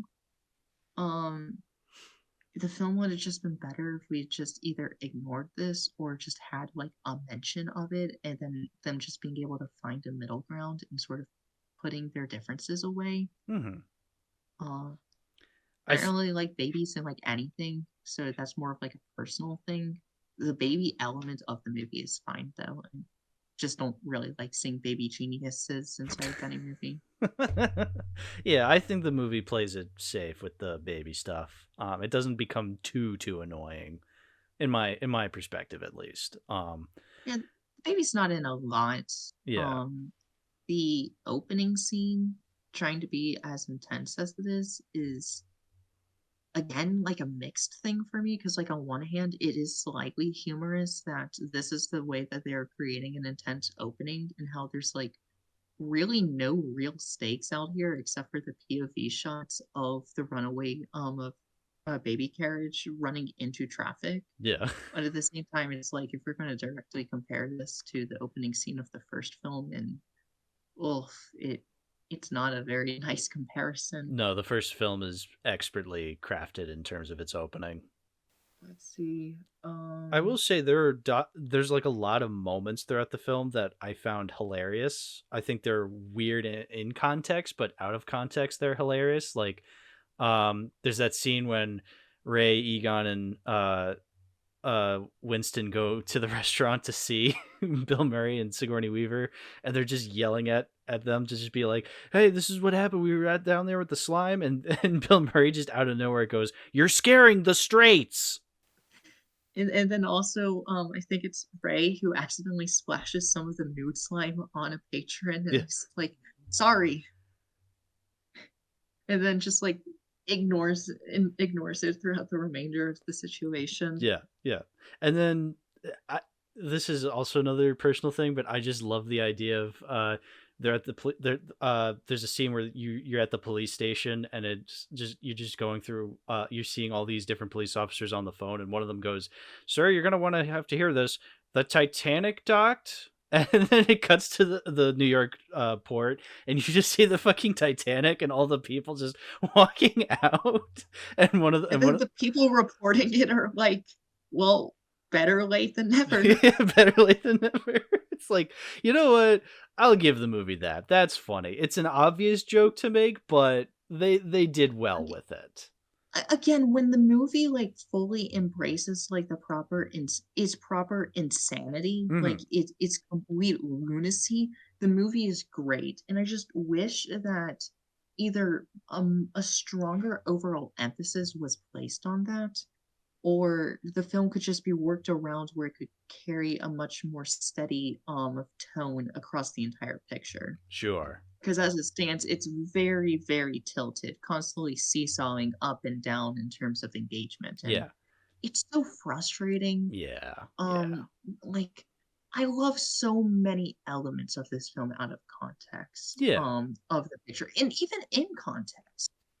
The scene of Winston inside of the subway, and then the train just like the ghost train going completely through him as he's screaming his head off, and then Ray's like, did you catch the license number?" And then he's like, "I think I missed it," in like the most passive aggressive way possible. Oh, it's so funny. I think about that one constantly. It's so good. Yeah, the comedy is still strong there. It even like when it gets weird with its comedy. I like weird comedy. I like out of pocket stuff like that. It can be entertaining. I am entertained by this movie. I'm slightly frustrated by the repetitive aspects, but I don't feel as though the repetitive aspects ever really outright ruin the film to me. Yeah. To me, it just kind of like makes the experience not really one that I want to revisit nearly as frequently as the other movies I like. Mhm. Um, if anything, I'd actually say that that my favorite element of the film is actually the romance between Janine and Lewis. It's just so cute and Mm. adorable. Like they're such a great and charming little couple together that like actually properly care about each other.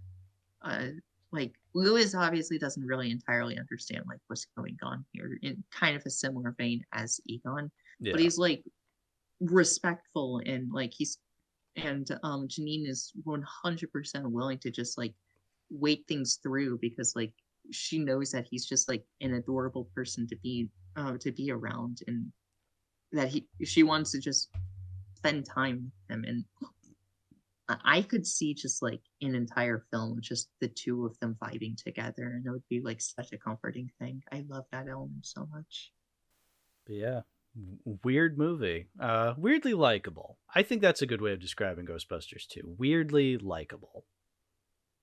It is very much weirdly likable, but you know what? The movie ends with a rap, so maybe it's actually the greatest movie of all time. The Ghostbusters rap, yeah.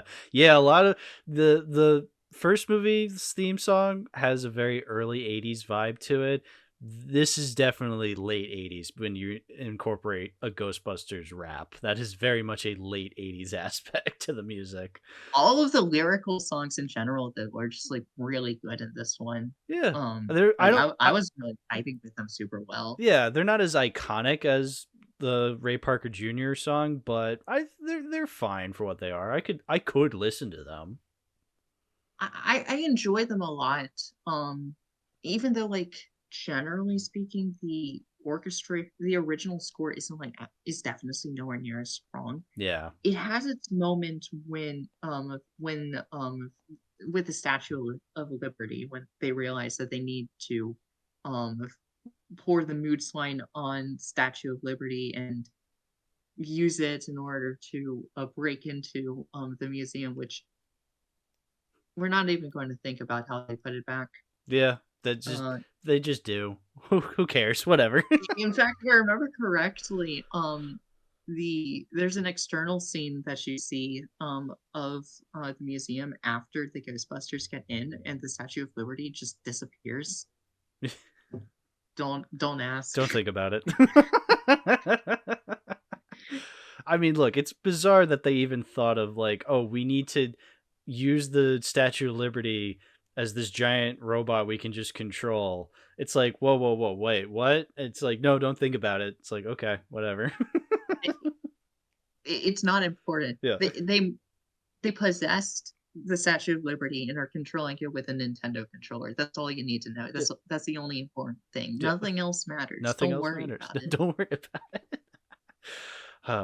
It's so to go a little bit into this Ghostbusters Blu-ray I have. So it's a Blu-ray that has the book attached to it, and it's both Ghostbusters 1 and 2. And it comes with a little letter from it's called a personal note from Ivan Reitman, and I love how most of it is about the first movie, and then there's a little blurb at the very end that says, "And now a few words about Ghostbusters 2." Can I read just a little bit of this? Go ahead. All right. And now a few words about Ghostbusters 2. Though it ended up doing very well, it was the subject of a fair amount of criticism when it first came out. It's certainly not as good as Ghostbusters. Sequels rarely are, especially when the original breaks so much new ground. But please take a fresh look at it. I think you'll be surprised at how charming and funny it is. And that's it. That's all. That's all Ivan Reitman said about Ghostbusters 2 in a little note. The little book attached to the Blu-ray does go more into does go into more detail over Ghostbusters 2. But I just think that's funny in the personalized note. He's like, "Yeah, look, it's not as good, but I'm still proud of it." It's like, oh, that's cute. But it makes sense. It's not like he's disowning it or No. anything. He's not spiteful to it. He No. just, I think he understands that like the first film is definitely lightning in a bottle. And Absolutely. while they did do a lot of really great things with the sequel, there's no way to capture the charm of the first film. No. You can do something different, and they did something different, and it works for the most part, but Yeah. you can't recapture the charm of the first. Yeah. It's just impossible. Yeah. I And see well, this in the same light that I see something like Die Hard 2. It's a follow-up that is not nearly as good as the original, but I think it's cute enough that I have fun with it. I don't see it on the same level as the first one, but I still have fun when I watch it. When I watch the sequel, I find enjoyment in it. It's not nearly as good. It never will be. I have my problems with it, but I think it's a fun movie that I could easily watch over and over again. Just again, not to the extent of the original. yeah. Personally, I own just like the standard Ghostbusters 1 and 2 Blu-ray, the boring one. I think I got it for relatively cheap at Target. I mean, I always say I always say the most important aspect of owning something physically is the actual movie itself, you know. Yeah, I mean, it's cool to have special features and bonus content, but that is what it is at the end of the day, bonus content. Mm-hmm. So, I am absolutely keeping this Blu-ray of Ghostbusters 1 and 2. I mean, I know we still have 3 more movies left to talk about in this franchise, but I think it's safe to say I'm keeping this Blu-ray of the first 2 because it's cute. I like the little book attached to it. I think the movies look great on Blu-ray quality, and yeah, I like both of them enough that I want to keep them in the collection forever. Yeah. All right. What? Okay, so Yeah, you moving start this forward. off. So, okay. Um, Anybody in the audience that knows anything about the chronology of the Ghostbusters movies might find it kind of weird that we jumped from 1989 to 2016 for the next Ghostbusters movie, 2021 for the next Ghostbusters sequel. Okay, here's the thing. They wanted to do a Ghostbusters 3. Of course. They've always wanted to do a Ghostbusters 3. Yeah, there's literally one person on the planet that did not want to do a Ghostbusters 3. No, he actually did want to do Ghostbusters 3. Oh, I thought the story was he didn't want to. No. So the thing is that Bill Murray wanted to do a Ghostbusters 3. The same way that Dan Aykroyd wanted to do a Ghostbusters 3, that Ernie Hudson wanted to do a Ghostbusters 3, and that everybody wanted to do Ghostbusters 3. Yeah. Here's the problem, though. They were all, to some level, dissatisfied with the ultimate final product of Ghostbusters 2. Sure. It's not that they hated it, it's just Bill Murray hated it, but he also hates a lot of things. If they were to do another Ghostbusters movie, they wanted to do like the best Ghostbusters 3 that they possibly could.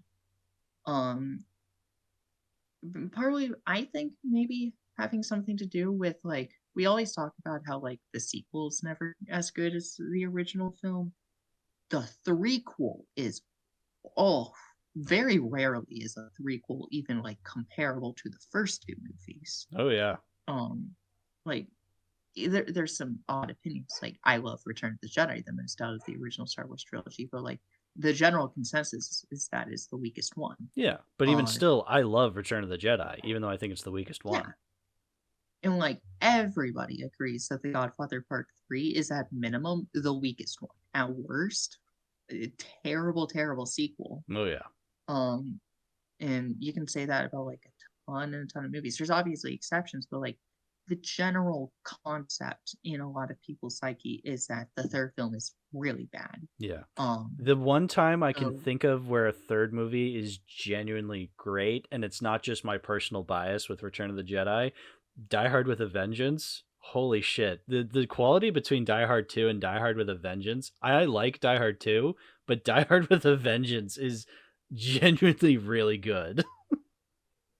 I think like the other one that like everybody can kind of agree on is Elm Street 3. That too. Let's be. I'm thinking mostly in terms of like trilogies, but yes, Elm Street 3. Well, Elm Street 3 is genuinely the best one. Consider that to be like a trilogy because it's like that's true. Wes Craven did the bookends for those films, and then they kind of went off and did entirely their own thing for the next 3 movies. Of course.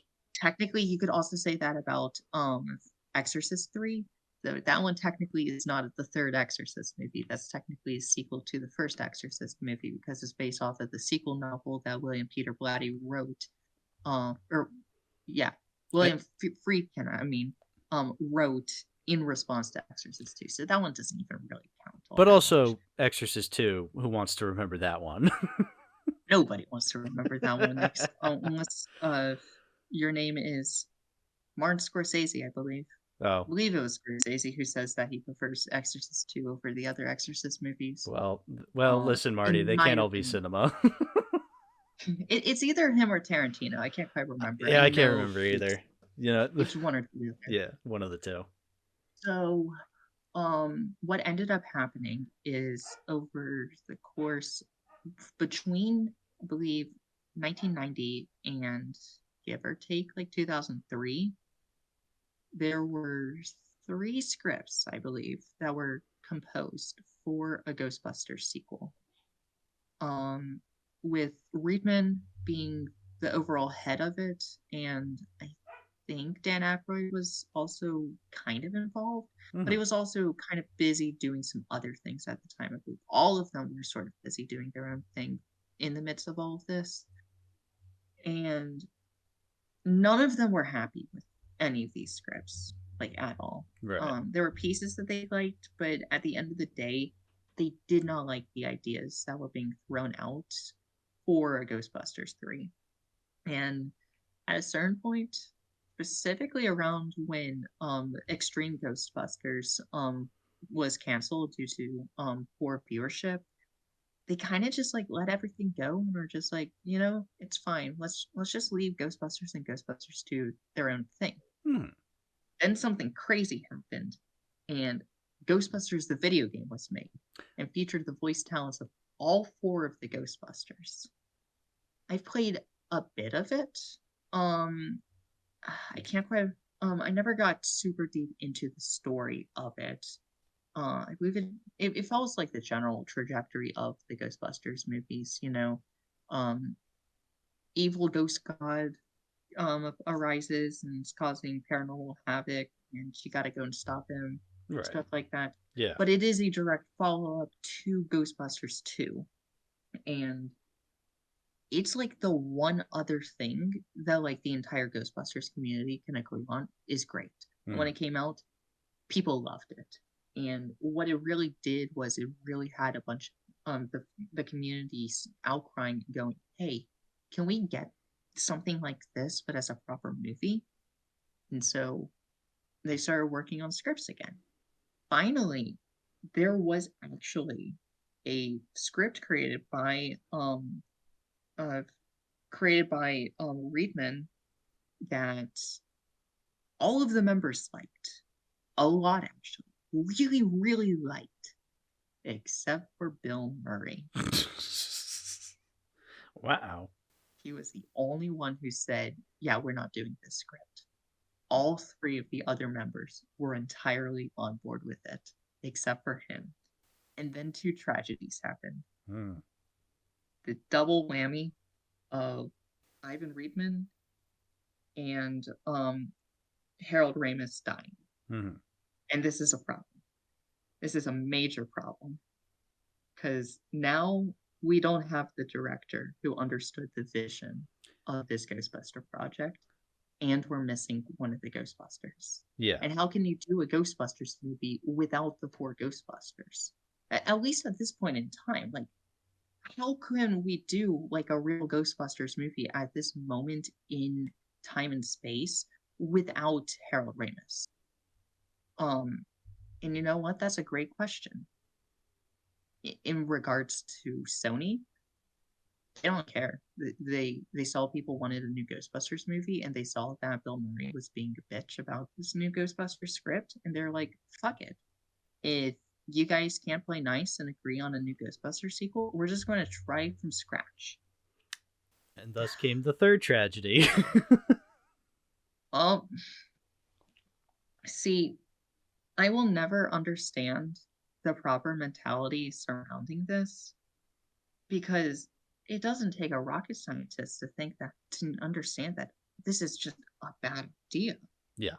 Like, it's not even a case of, oh, doing Ghostbusters again is a terrible idea.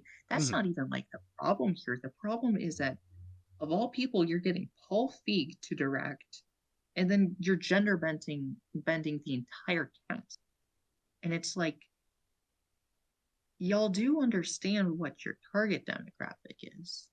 Like the movie isn't specifically gendered in its audience, but like you're also going to find way more men loving Ghostbusters 1 and 2 than you're going to find women. It's literally just a situation of the movie appeals to a lot of guys.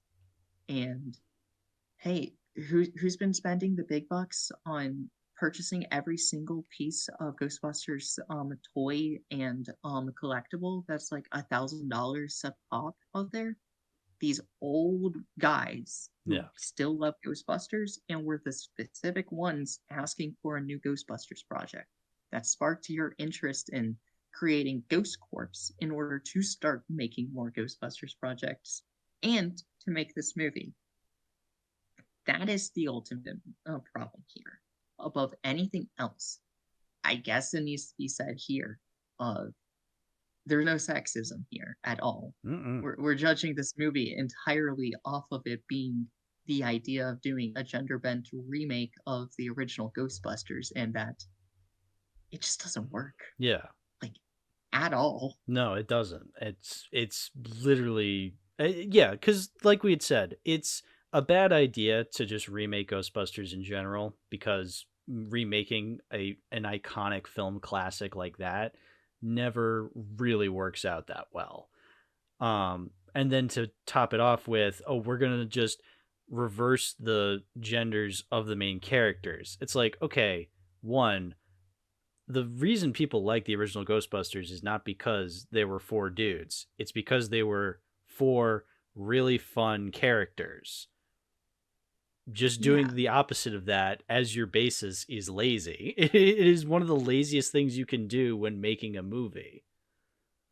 And also, it's like, if you really are trying to do like the exact same thing but gender bent, like, you're kind of setting yourself up to just have the exact same archetypes for these different characters, unless you want to intentionally change them around for one element or another, which we'll get to that. We'll get to that. One of the other issues, I guess we do need to mention, Ghostbusters 2 may have predicted this moment. Oh yeah. On Bankman's television show, somebody predicts that the end of the world would occur on February 14th, 2016, which is the date in which Ghostbusters 2016's teaser trailer dropped. I'm pretty sure the intention there was not to make an elaborate reference, but instead to post this film on Valentine's Day as being like, hey, check it out, Valentines. Look at this movie to get excited for and to talk to your Valentine about. And no, it ends up being the prophesized end of days. Yeah, prophesized end of days. It's also just, to talk about that teaser, it's also just such a dishonest teaser, because it advertises itself like it's a sequel, because it literally starts off by saying, like, 30 years ago, the New York was visited by ghosts and the four individuals came to the aid of New York City, or something like that. They set it up as if it's a sequel, and then you watch the movie and it's like, no, it's just a proper remake. Like, the events of the original didn't happen in this universe. Yeah.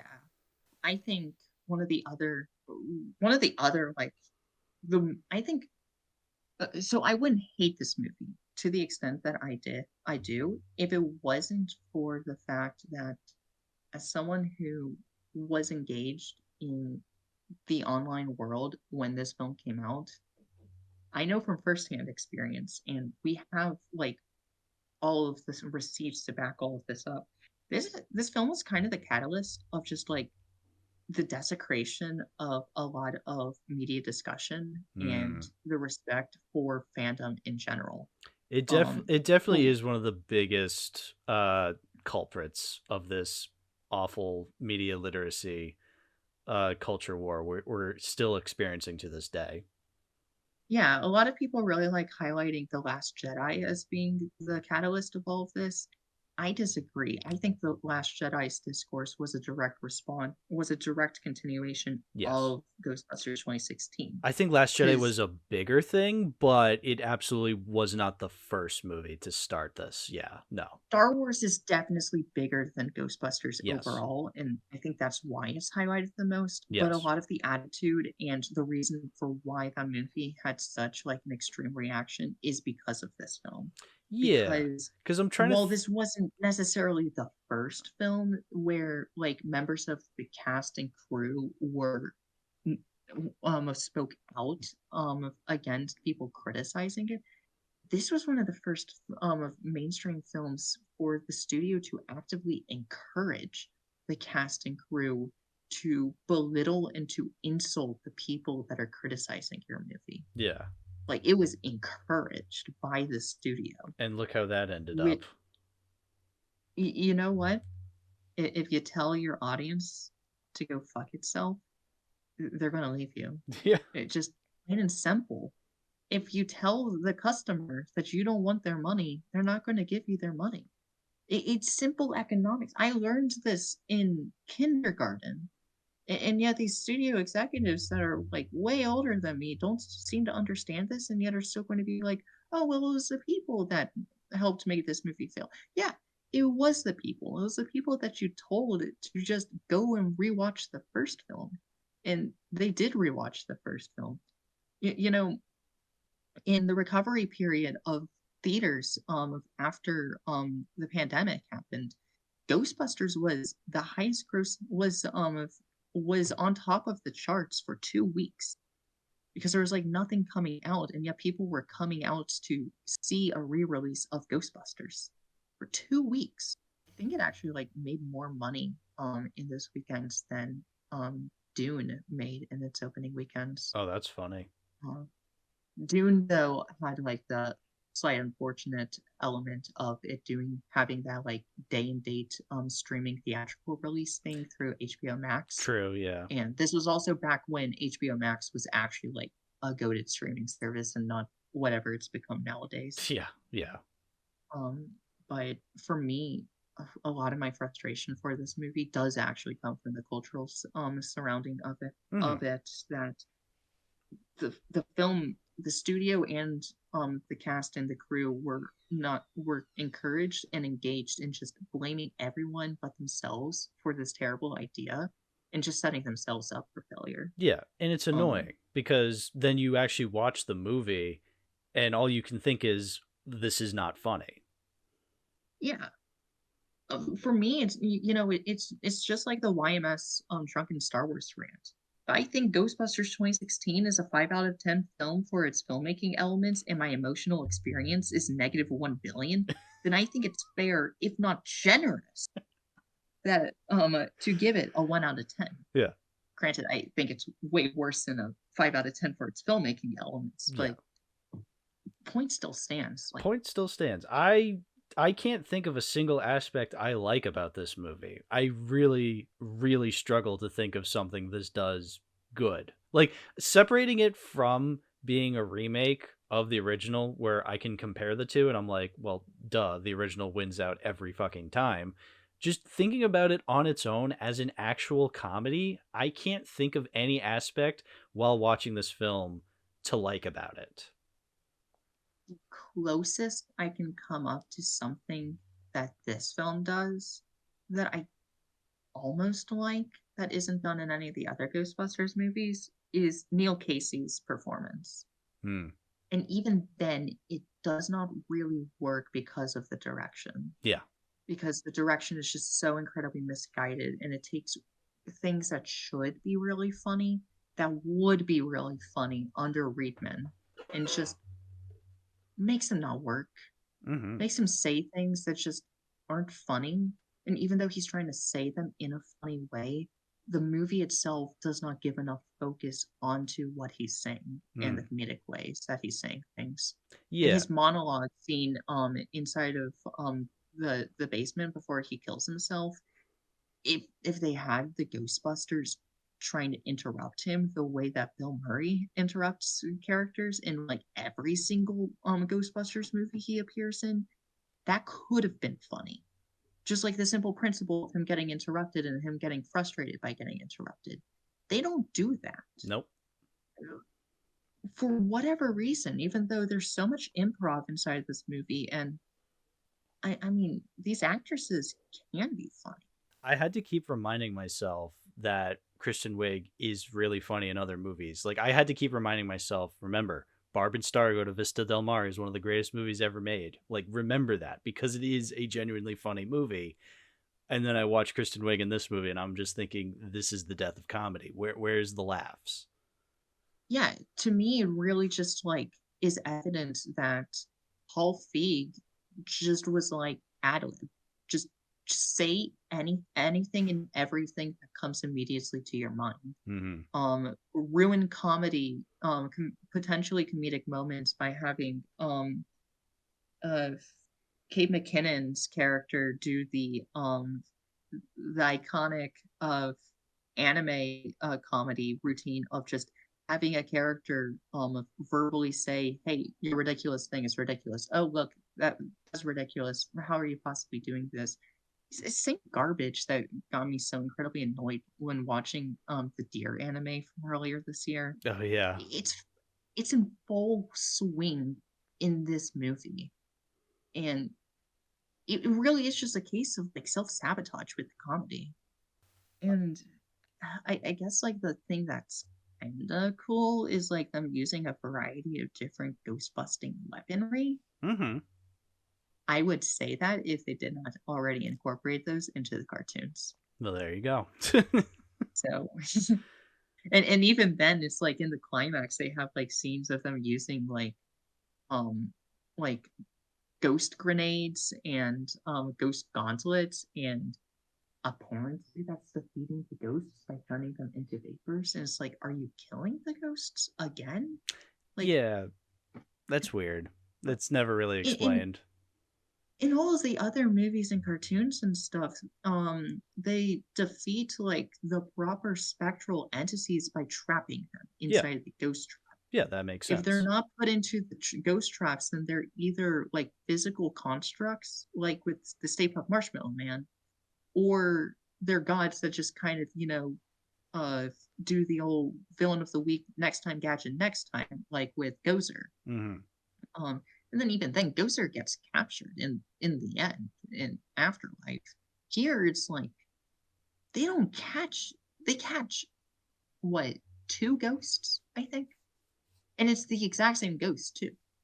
They put one ghost into a trap, they release that ghost from the trap, and then they put that ghost into the trap again. Riveting. I don't I don't even remember if there's like a proper montage. Nope. I There's don't there's believe not a there's a single montage. montage. Nope. Yeah, because like the Area 51 or whatever people come to them after they capture the demon ghost at Yeah. the metal band and tell them to piss off, and then they go and investigate the whole thing surrounding Rowan, and then Rowan kills himself and possesses Kevin. Then that kickstarts the climax. So like they catch one ghost twice. Good job. Riveting. But I guess we can like break into like the proper comedy, because like that one's an easy thing to just talk about. It's Yeah. not funny. It's not funny. Um, all the jokes that are just like pointing out a crazy character doing a crazy thing, or a crazy character saying something outlandish or and crazy. There's an annoying and unfunny running joke about soup containing like one wonton or one shrimp, Yeah. and its payoff is soup, So but bad. it's filled to the brim with wontons, and it's like, okay, That's your punchline. Yeah. Or that's it. there's a lot of the conversational, like talking over each other, joking or comedy in this movie where it's not really jokes, but it's just the fact that the characters are talking to each other. They're talking over each other, and they're saying it in a way where they know what they're saying is stupid, and you're supposed to find that endearing. Like there's Hmm. that one scene where they're about to go on their first job, and one of them goes, "Let's go," and the other one, and then another one says, "Let's go," and they say it at the same time. They're like, "Oh, I'm sorry. Did you want to say it? I'm sorry. We'll do that next time." It's just like Yeah. that's the basis of the entirety of the humor in this movie. It's just There's also like a ton of humor that's really just, hey, look, of human sex, um, genders, race, haha, funny. And like it's literally just like saying these things exist, yeah, or saying, hey, this might be a thing that has relation to this. And it's like, the first two movies didn't rely on this humor at all. They relied on people saying funny things, or people making smart person jokes yeah, surrounding their equipment and stuff. They never make any reference to like the superficial elements of their beings. There's This movie has a say hello to my little friends joke. ugh, Understand that there are no direct verbal pop culture jokes like that in the first two Ghostbusters movies. yeah. That's right. There There's aren't. none. Yeah, and even Most The most that they get something like that is a little bit of product placement. But like you combine the amount of product placement that's like directly shown or addressed inside the first two Ghostbusters movies, and it's doubled in just 2016. It's quadrupled in 2016. The product placement, I'm not even one to necessarily complain about product placement in movies. Like, I don't mind it necessarily unless it's really, really blatant. And Ghostbusters Yeah. 2016 is just one of the worst examples of it. This is a movie that genuinely annoys me with the amount of product placement in it. Because like I remember Ghostbusters Afterlife has product placements, but realistically there's only like one line of dialogue in terms of product placement that just like properly frustrates me. Everything else just kind of is like whatever type of humor that Yeah, I would have can't. been better if it wasn't there, but it's not like the most insufferable thing Yeah, I ever. can't even Here think it's of any aspects of product placement in those movies that annoyed me. Like, I can remember in Frozen Empire, Finn Wolfhard uses Cheetos, but like I was never annoyed that he was using Cheetos in that scene. It's like, all right, whatever. He's just using Cheetos. it's also a case of like you can see Cheetos and Fritos and stuff, and it's in the context of Slimer, Yes. and also the fact that they inhabit a world that is literally like the same America as ours, except Ghostbusters exists. Yeah. Whereas So like, like here, it's like in the original film. uh There's Coca-Cola and there's Twinkies yeah. because hey, there's a Coca-Cola can right next to me right now, and I don't have a Twinkie. I can't remember the last time I ate a Twinkie, but I do remember that Shrek Twinkies exist. hmm that Huh. green ooze. Oh. 2000s, man. They were wild times. Absolutely crazy. You can thank Shrek the Third for that one too. Yeah, thank you, Shrek the Third. um, but yeah, especially that Times Square scene during the climax where all the ghosts are flying around. I'm pretty sure there was more focus on the ads in Times Square than there were the ghosts in that scene. It was and embarrassing. and just like continuing on that, there's the scene where Rowan like causes a bunch of New Yorkers to start dancing. Oh yeah. Sony owns the music catalog to Michael Jackson. They could have had a bit where he made all of the people doing the Thriller for the sake of it. I don't care if it ends up being funny or not. It would have made me smile. Yeah. Instead, they just play a random Bee Gees song. Yeah. Like, Ugh. what? And then there's that fucking scene where they're at that mansion, and Holtzman is like eating the Pringles, and they're just like, and one of them's just like, why are you eating that? And she's like, once you pop. It's like, okay, that's not a joke. Like, What's even the point of that? Like, I think it would have been so much funnier if they just like either did like a an eye glance at her eating it with mhm. like annoyed faces, or they just like straight up did not acknowledge her at all. I think either one of those would have been way funnier. That would, Sometimes like the funniest bits are the ones that are nonverbal. yeah. Again, like that elevator scene of in the first Ghostbusters movie. Yeah, yeah. I think it's the Plinkett review that brings this up. How like every second of this movie, somebody is talking or joking or saying something. It is just constant noise in this movie, and it's insufferable. And I feel like to a large degree that kind of just like highlights how a lot of people have sort of lost the understanding of nonverbal humor, Hmm. and how that's kind of now become relegated to like indie comedians. Hundreds of Beavers puts out a full display, but Hundreds of Beavers is also like as far away from mainstream filmmaking as you can get. I was gonna say Hundreds of Beavers is the perfect example of nonverbal comedy because it is quite literally a silent film. And it's There's like a little bit of dialogue, yeah, but like 95% of the movie is completely silent. yeah, and it's one of the best comedies in the last decade. So what does that tell you? Easily. Maybe that Charlie Chaplin fellow was onto something. Who knows? I think that Buster Keaton feller had some neat ideas. There's an Ozzy Osbourne cameo, Ugh. and Oh, it was not funny the cameos in in with this that line of movie. dialogue. and it just immediately made me think back to his cameo in Austin Powers and Goldmember and how that was really, really Oh, funny. I forgot he was in But Goldmember. also, yeah, yeah, because in Goldmember they do the same joke that they did in The Spy Who Shagged Me with a satellite that looks like a pair of tits. And Oh, they go through like a montage of different characters like saying a euphemism for tits and that's then saying, right. look in the sky, it looks like a pair of, because they did the same thing with Dr. Evil's rocket ship looking like a dick. Yes, I um remember that and then now. like the punchline at the end of the montage was Ozzy and the Osbournes, because I believe the Osbournes was still a popular reality show when Goldmember came out, and him Yeah. just like bluntly saying titties and being and saying they're just reusing the same fucking joke that they said in the last movie. It was funny. Yeah, that It's all sounds because funny. of the delivery and the direction of the humor. Yeah. And it's a reasonable comparison because it was a completely out of nowhere cameo, just like in this movie. And Austin Powers, even if Goldmember tries to focus a lot more on being dramatic, the Austin Powers films are first and foremost comedies. Yeah. They are spy parody films that are supposed to make you laugh more than anything else. Yeah. I'm glad you brought up Ozzy Osbourne because yeah, the cameos in this movie are insufferable.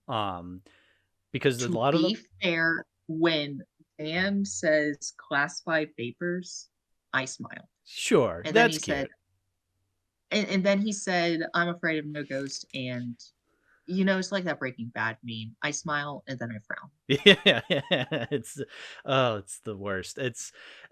What's really funny actually is that how much Dan Aykroyd looks miserable in this movie, and then compare it to the later movies or like the later sequels that they did, where he comes back and he genuinely looks a little bit happier. You're just like, wow, the He's having difference a between the blast two. working on the movies right Yeah. now. We'll get to that later, but But anyway, my point is that like yeah, the cameos, not even just like the Ghostbusters cameos, which are completely out of left field and make zero sense why they're here, other than just oh it's they were also in the like the first proper movie. references back to the original source material. Like every time they did something like that, like with the graffiti of the Ghostbusters symbol, my mind was constantly just saying, "What are we? Some kind of Suicide Squad?" That is literally like yeah, the kind of tier we're dealing with the cringe. But What yeah, no, should what should our what should we name this team? Well, we're fantastic, and there's four of us. say that again. It's literally like that. There's literally a scene where it's like where uh Melissa McCarthy's character says, "Who are you going to call?" And then the TV randomly turns on, and it's playing like a BuzzFeed Unsolved parody called like of Ghost Finders or Yeah, something. ghost finders. You're just like, oh, stop. It hurts. It hurts. Ah, ah. But yeah, so not even just like the cameos from the original cast, but also just random comedy actors coming in. There is a, a cameo from comedian Adam Ray in this movie, who wasn't a big name back when this movie came out. He was still kind of a lower tier comedian. Um, but he is one of the funniest comedians I feel in today's comedy world. And he just plays, he's like the lead singer of the rock band in that one scene, and you wouldn't know that he's one of the funniest comedians now because he doesn't do anything. He's just the lead comedian and that's it. I mean, he's the lead singer of the band and that's it. Like he doesn't say He anything also funny. voices Slimer, Does he really? but like he voices Slimer, yeah. No kidding. Wow. But again, Slimer isn't really that funny in this movie either, so just Slimer has nothing wasted funny talent. to do. Yeah. But also, like, to be fair, Slimer is the only time Slimer is funny in the first two movies is his cameo scene in Ghostbusters 2, because he's not trying to be funny inside the Yeah. first film. The funniness of Slimer comes from like the things surrounding him, Yeah. Venkman getting slimed. He's slimy, Ray. That's great. See, that's the funny part to his Slimer. Yeah. In the second movie, it's funny because it's like, who's the ghost inside of the bus? Oh, it's Slimer. random ass character to appear here, but you know what? The ghost is carrying the Ghostbuster. I, that's funny. Yeah. There's nothing like that here. No. It's just actually Slimer's literally just in the movie. They don't attack Slimer at all. Slimer's just there. He has a girlfriend because okay, we're doing the Bartok thing from Anastasia, I guess. And drives the Ecto-1 into the portal in the floor, which hey, gender bending the portal from the sky now is the portal in the floor. Cool. For whatever reason, they don't even attempt to have the Ecto-1 have any kind of unique sound that even resembles the original Ecto-1's siren sound, or tries to do anything unique like that. It's literally just an ambulance sound. The most boring and generic thing imaginable. Like, we all know how the Ecto-1 sounds. Yeah. Can anyone name how this version of the Ecto-1 sounds? I don't remember. I don't even think like Ghostbusters 2016 stands can name, because there's literally nothing to work with. Yeah. Really, the only other thing that I want to highlight is the fact that out of all of the elements in the movie itself, my absolute least favorite is Kevin. Kevin is supposed to play the role of Janine Melvitz as their secretary. And for whatever reason, they play out his character as a complete dumbass. Yeah. Who they only hired because he's hot. Mm-hmm. And they all want to get in bed with him. And I'm constantly thinking, okay, if we reverse the roles with all of these lines of dialogue, the original Ghostbusters film, if this element was included in the original Ghostbusters movie, would be considered like one of the most sexist films of its time period, because it is genuinely like really dehumanizing and insulting. Mm-hmm. And yet it's perfectly fine here. In fact, if you go on Letterboxd, you'll see a ton of people highlighting how attractive he is inside of this film and how they also want to get in bed with him. And I'm like, can y'all shut up? Do you really not realize like how awful this is? Keep this shit anonymous, man. Like, why are you actively posting about that on a public website like Letterboxd? That I will never understand. Like this is genuinely disgusting. This is more than just like thirsting over a film that has like proper of gaze on it. Like, this is a remake of a film, and if you actually like look into the context, it doesn't even require like a physician degree or anything to look into it. Just envision the role servers, and you'd realize that maybe we should just not make jokes like this at all. I mean, maybe we could instead have Kevin, depicted as a strong and independent character the way that Janine was depicted inside the original film. It's a really weird decision, yeah. And what's funny is that I remember when the movie first came out, I don't know if I could find this, but I remember seeing a post somewhere where a person was like, a lot of men are complaining about the portrayal of the male characters in this movie. Doesn't it suck that these characters are portrayed this way? Well, that's how women feel. It's like, what are you talking about? And like, one, what are you talking about? But also two, okay, so your defense of your movie here being good is that all these specific characters suck, and that's okay. Like, what? So like, I can kind of like understand that, like, yeah, there's a lot of really, really terrible depictions of women inside of specifically older movies. Like, that is absolutely true. However, like, this is straight up the case of two wrongs don't make a right. Right. If a particular gender is traditionally treated with a lot of disrespect in your eyes, then you should not be promoting it as a plus for the roles to get reversed. Like, that's complete backwards logic. Yeah, that's not how it works. Would the solution not be that like both sides are treated with respect, so that like everyone can be happy? Well, no, they don't want everybody to be happy. What a concept. Respecting people, what?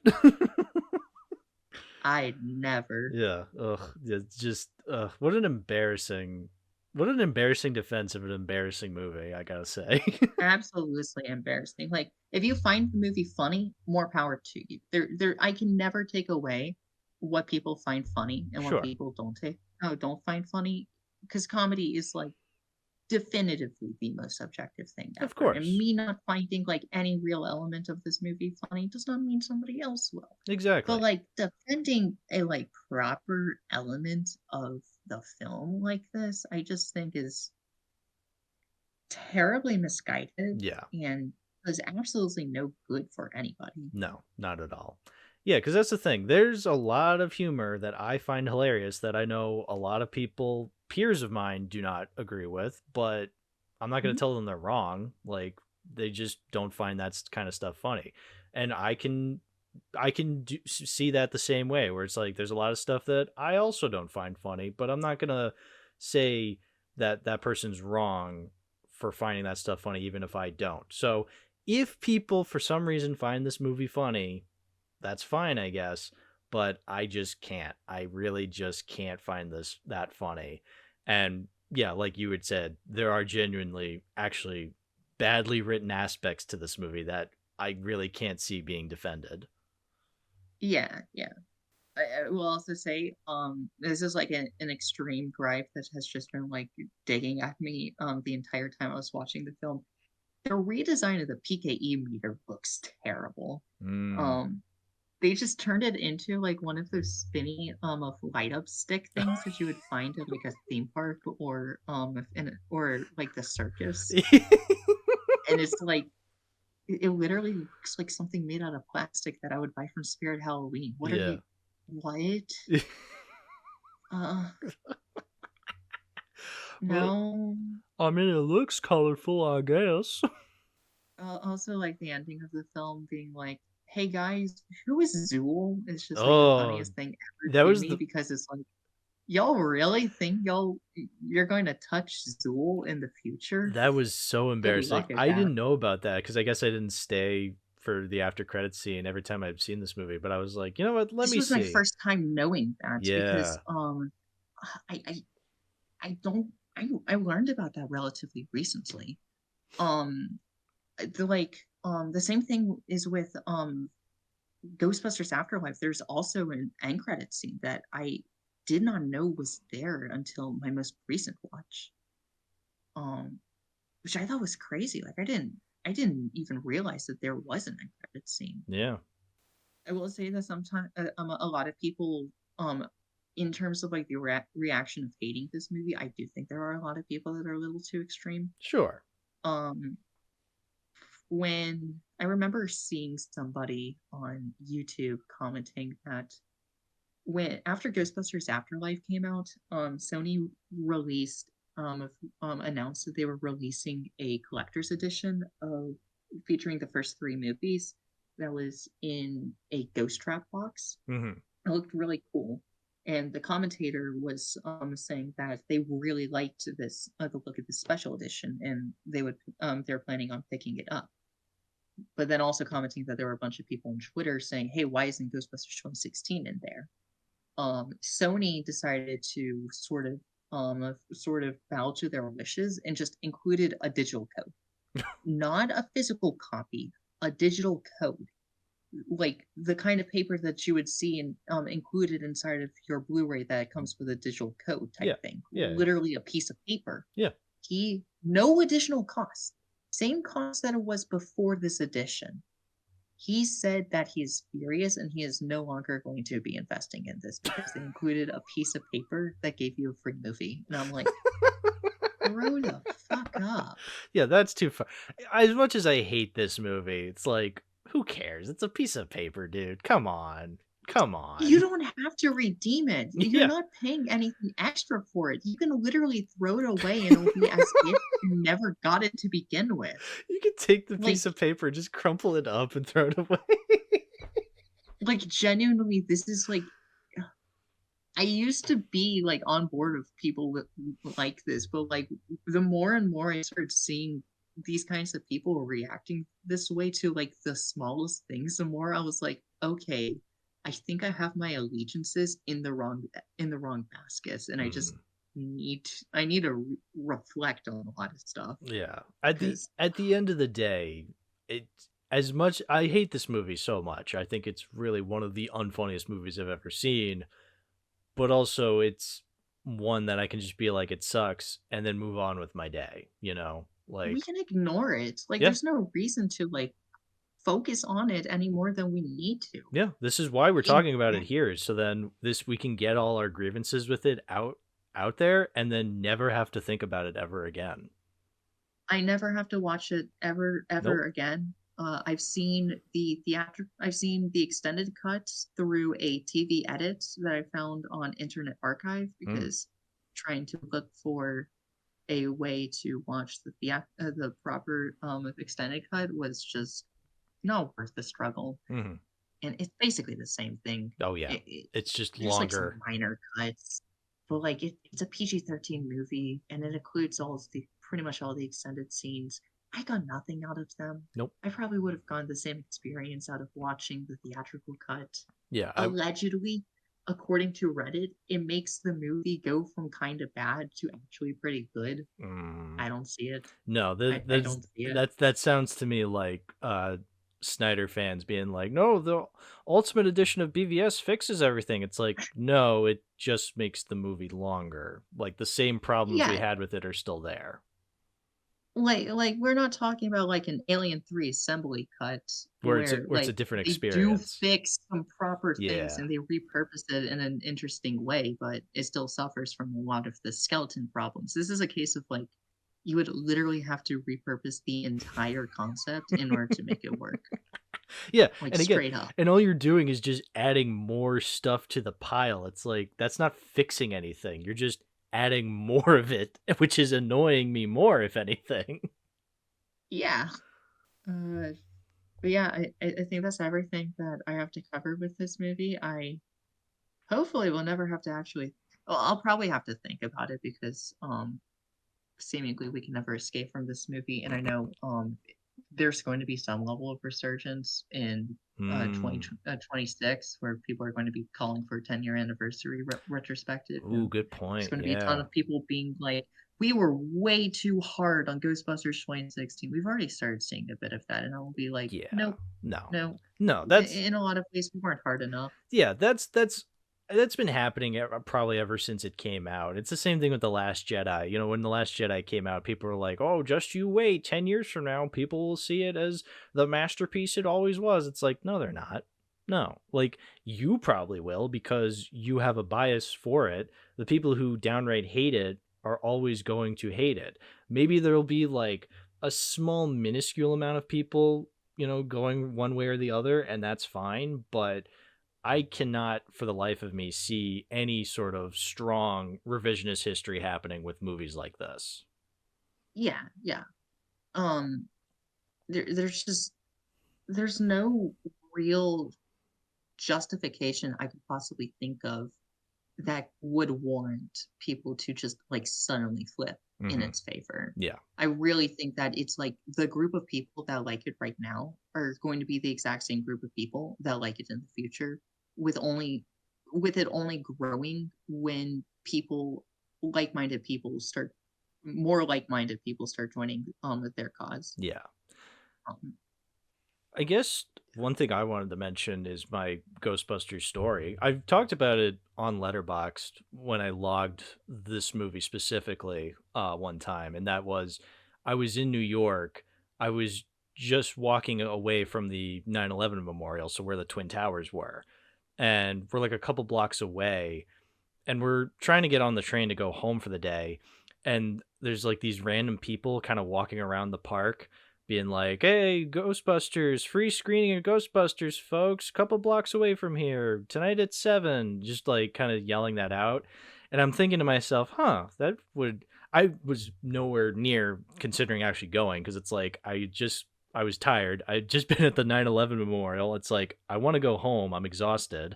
So I was like, there's no way I'm gonna do that, but it would be kind of cool to see Ghostbusters for free.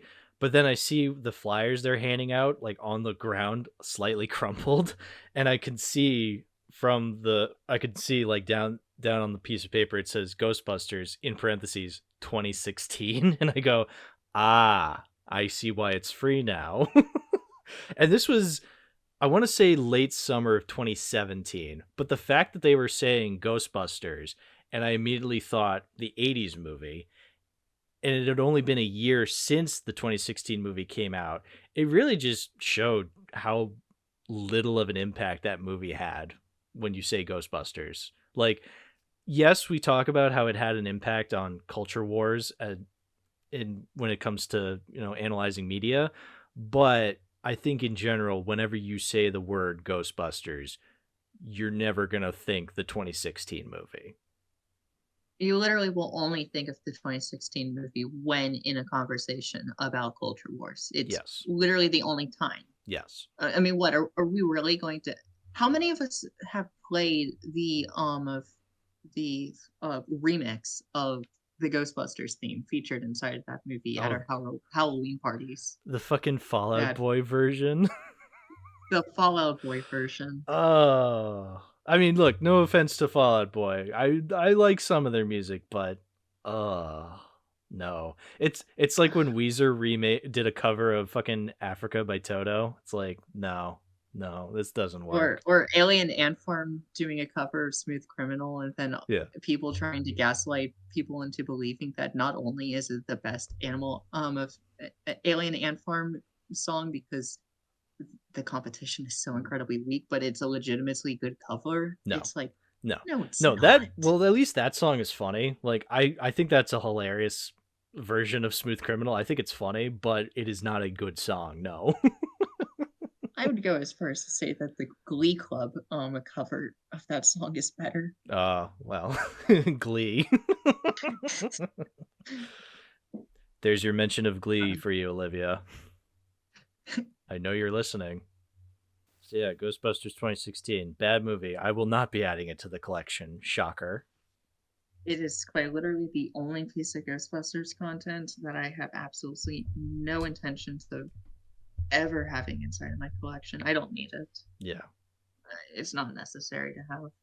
But all things considered, it is kind of important in history, not because of the culture war thing. If it didn't exist, then the culture war could potentially have been better. We'd be but better in terms off. of the chronology of Ghostbusters movies existing, it is important because it made Sony realize, hey, maybe instead of trying to do this stupid dumb shit and inventing a new Ghostbusters fandom, why don't we try appealing to both old and new Ghostbusters fans together? Maybe we can find some middle ground. Better yet, maybe now that we've made the absolute worst Ghostbusters movie possible, this can convince Bill Murray to join in on doing a new Ghostbusters movie. Spoiler alert, it did. He's not in it for very long, but he is in the movie as a Ghostbuster. Yeah, and then we got Ghostbusters Afterlife. It's a movie. It's so truly thinking about it. Like when it at first, I think when it first came out, it was definitely hotly contested amongst people trying to decide, okay, which is worse. And I've seen the movie 3 times by now, and I can definitively say that 2016 is worse because it is a weird thing to think about. I brought this up on one of the Nightmare episodes, one of the Elm Street episodes, how like it's really a difference between what do you want out of a Ghostbusters movie? Do you want something that is trying to be exactly what the first one was, or something that is not at all what the first one was, but still kind of weird? And to be honest, I still think Afterlife is the better option. I don't like this movie that much, but comparing it to 2016, I strongly prefer getting Afterlife than the 2016 movie. I think it is really just important to identify that because the original Ghostbusters is such a lightning in a bottle type of situation, and that even with Ghostbusters 2, that weirdness really could only come from that very specific synergy that all 5 of those men had when developing that film. really, this is like the only truly reasonable way to move forward, I think. Mm-hmm. Like, really trying to think out like a superior way of doing a sequel to Ghostbusters 2 in order to sort of pave way for a new Ghostbusters movie to exist in because I believe, if I remember correctly, the general idea for Ghostbusters moving forward is to do something in the same in a similar vein to what the original concept for Indiana Jones was, where originally Indiana Jones was going to be an annual release every like 3 to 5 years of a new Indiana Jones adventure. But they only ended up doing three of them because both Spielberg and Lucas could not trust anybody except for Spielberg to make an Indiana Jones movie. And well, we all know what Spielberg was cooking in the beginning of the 90s. I mean, he was juggling Saving Private Ryan, of Jurassic Park, and Schindler's List all within the same time frame. And it's like, how does someone do that? Yeah. Um, Here I believe it's kind of a similar concept where going forward they want to make just like more standardized ghost busting adventures where we have the characters and they have their little situations going on, but it's really just a simplistic kind of thing of they're busting ghosts, they have personal dilemmas, they need to fight an eldritch god or demon and save the day. And in order to do that, I think Afterlife is in concept the best way to move forward, where we focus on developing a new cast of characters that have some kind of tie to the original Ghostbusters crew, incorporate the Ghostbusters back into the fray. That way we can reintroduce the concept of ghostbusting to these characters into the world, the greater world at large. And then afterwards we can do something a bit more traditional. Yeah. Because it just wouldn't really make sense if we just like all of a sudden did like imagine if we went from a Ghostbusters 2 to Frozen Empire. Yeah, that would have been a It, little weird. it would have been really, really awkward. And even though you could have theoretically made it work, I think the amount of exposition and of flashbacking that you would have to do in order to catch the audience up to the current state of the characters would have caused the movie to be like 2.5 hours. And Ghostbusters movies should not be that much longer than 2 hours at max. Mm-hmm. They really shouldn't.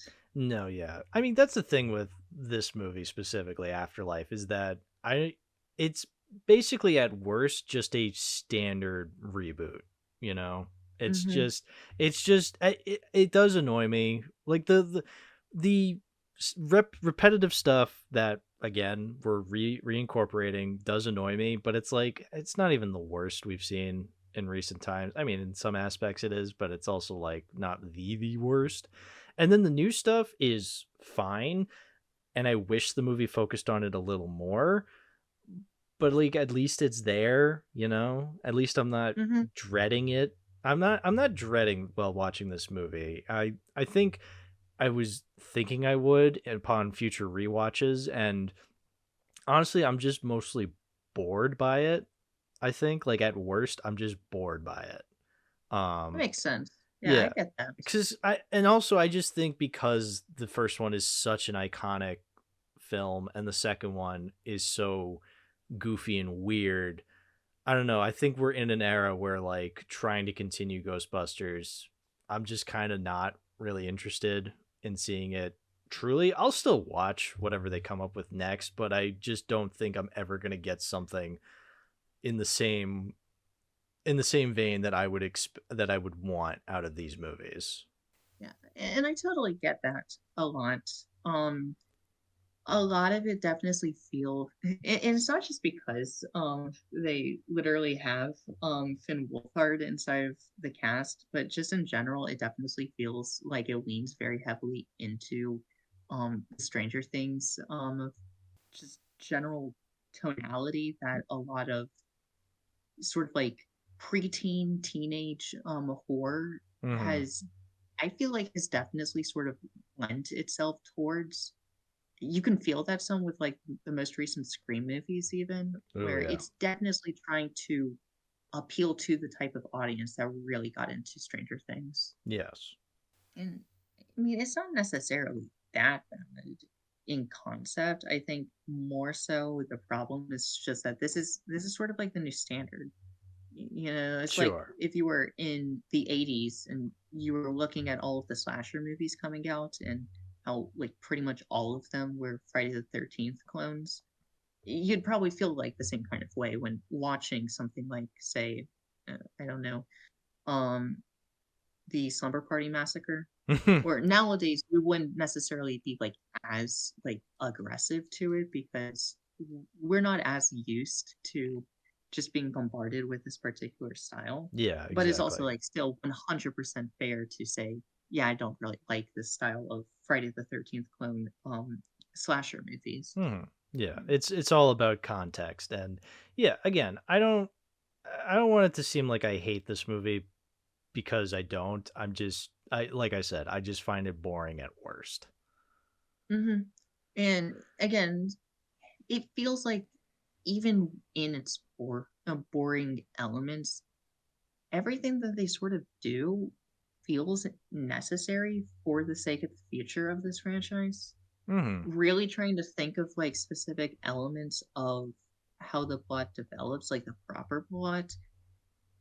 I think like the easiest example of this is one of the big pieces of criticism that people specifically had when the film came out was reusing Gozer as the main antagonist, Hmm. which I can understand that. You know, Yeah. we only have three Ghostbusters movies at this point in time, and there's only been two big baddies, Gozer and Vigo, and now we're doing Gozer again.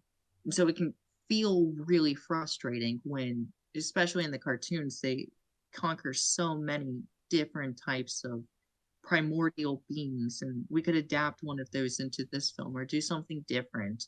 But it's also like when we're already trying to reestablish the status quo of Ghostbusters to reintroduce the audience to the concept of a new Ghostbusters project, is it really that good of an idea to now establish a brand new threat that we need an immense amount of context in developing?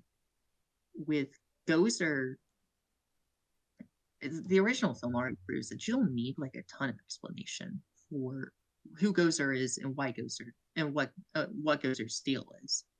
For legacy fans, they already know who Gozer is and they already recognize the threat of Gozer.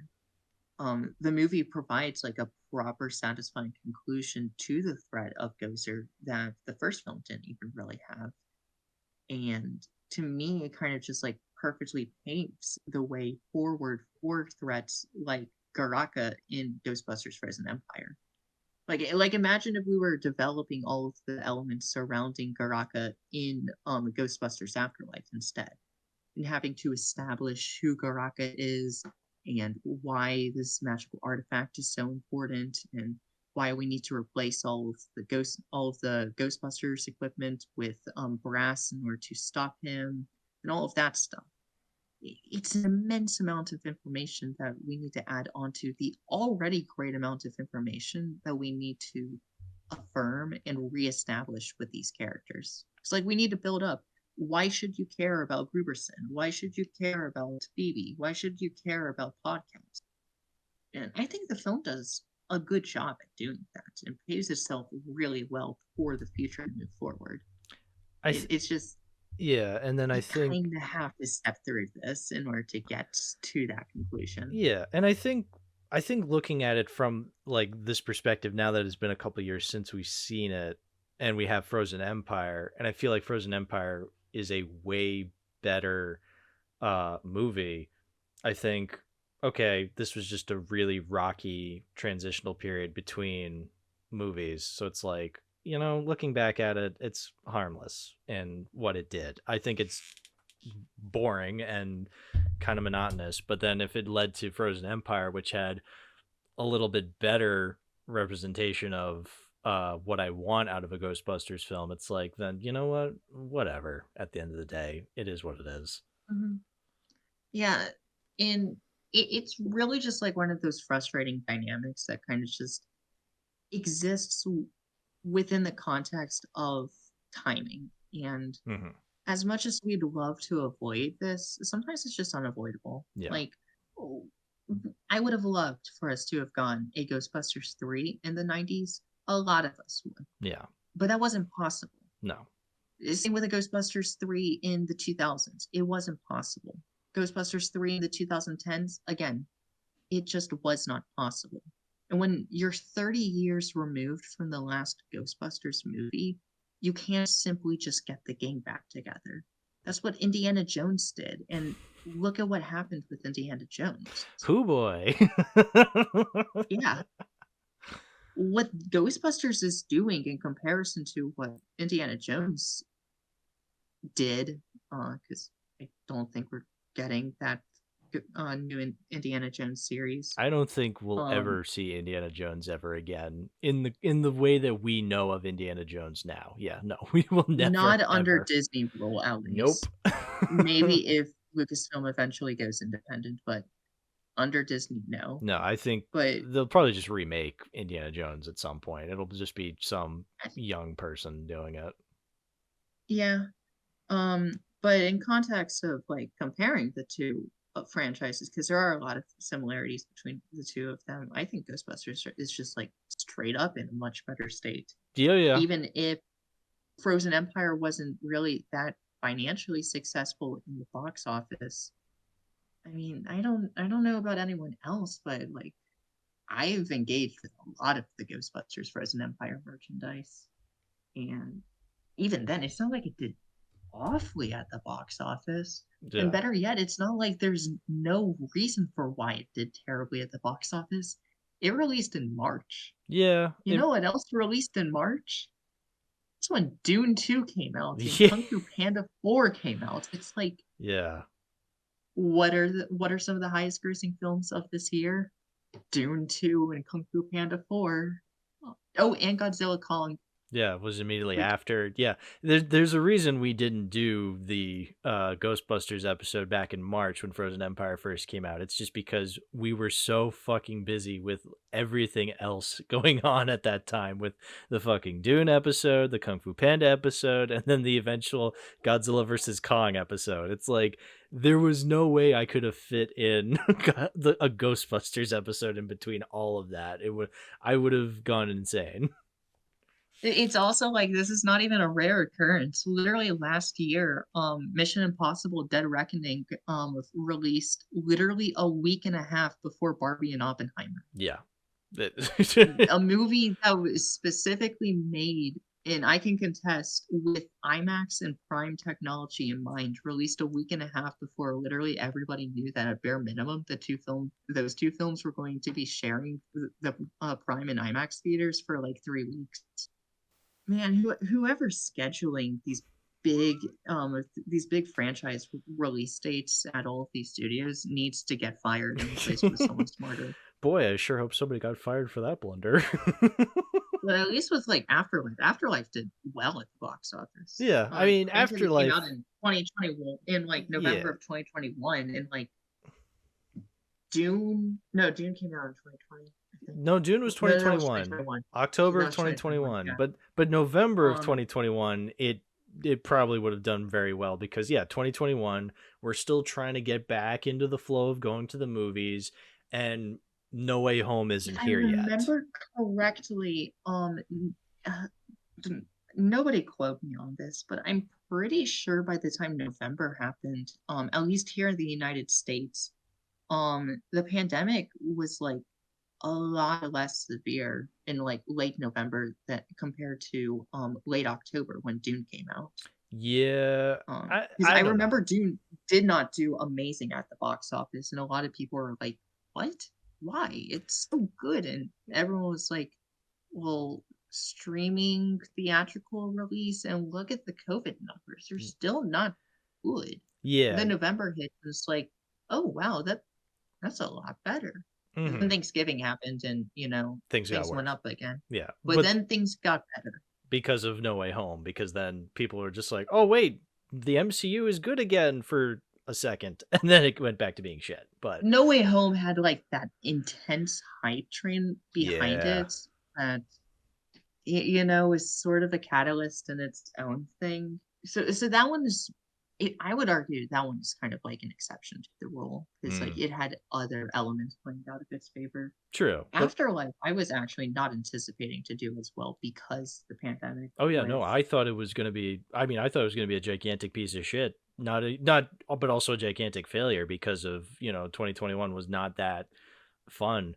But then, yeah, it was a huge hit. I mean, just it really Mhm. delivered. Um, It really just showed that people actually want new Ghostbusters movies. Like at least in concept, people genuinely do want new Ghostbusters I mean, movies. after And watching Frozen Empire, I'm more willing to see a new Ghostbusters film than I am a new like MCU product or a new Indiana Jones, like when we were comparing it to Indiana Jones. Yeah. mhm.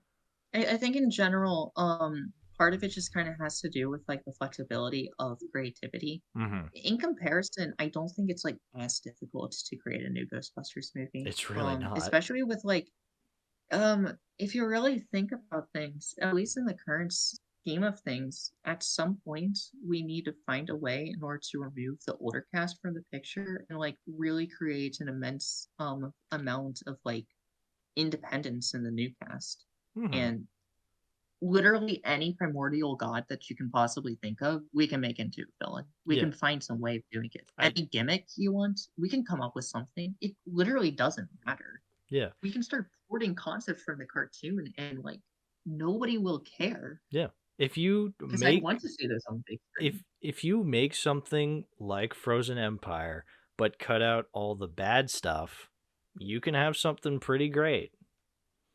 Mhm. In comparison to like the MCU and Star Wars, that kind of just has more of a problem of like the the trajectory and writing teams that they have on those projects Yeah. are trying to do their own thing that just I'm not a fan of. Yeah, I'm gonna be With real. Ghostbusters, I like the direction Yeah, that they're trying to take things. I'm gonna be real. In terms of Star Wars, there is nothing you could do to save me in terms of getting to like Star Wars again. Like, there is nothing in the universe that will get me to like Star Wars again. Like, Andor was fine. I liked Andor, but like, I can't think of any reason to possibly continue watching Star Wars in the same way I would watch the original trilogy. Like, I just can't. My friend has been insistent that I have to watch Andor and that I'm going to adore Andor, and I've been so incredibly hesitant. I think Andor And is that good. I think it is the one of the mental it is one of the best Star Wars things in the past few years. I will absolutely agree to that. It is absolutely one of the best Star Wars things in the last few years. But uh also, there's just been so much bad Star Wars shit that it's kind of too little, too late for me to be like super invested into it. You know? it's also like to me, I feel like part of part of like my fear on that is just like hearing all of this immense hype for it and then just like the possibility of it just not really working all that well for me kind of like reminds me of when I watched Arcane after hearing all of these super immensely praised things about it and going, I mean, the first three episodes are phenomenal. I don't really know about the other six, but Mm, I like the first three episodes a lot. mm. Don't think it's as good as everyone says, but first three episodes are good. Yeah. I mean, I'll say Um, this. I mean, The Penguin has barely been surprising me at how good it is. I mean, I'm only halfway through it, but look, I'm not one of those people that's just like, oh, popular IP spinoff, it's gonna be bad. It's like, no, I'm willing to give things a chance. It's just how much investment do I really want to put into it?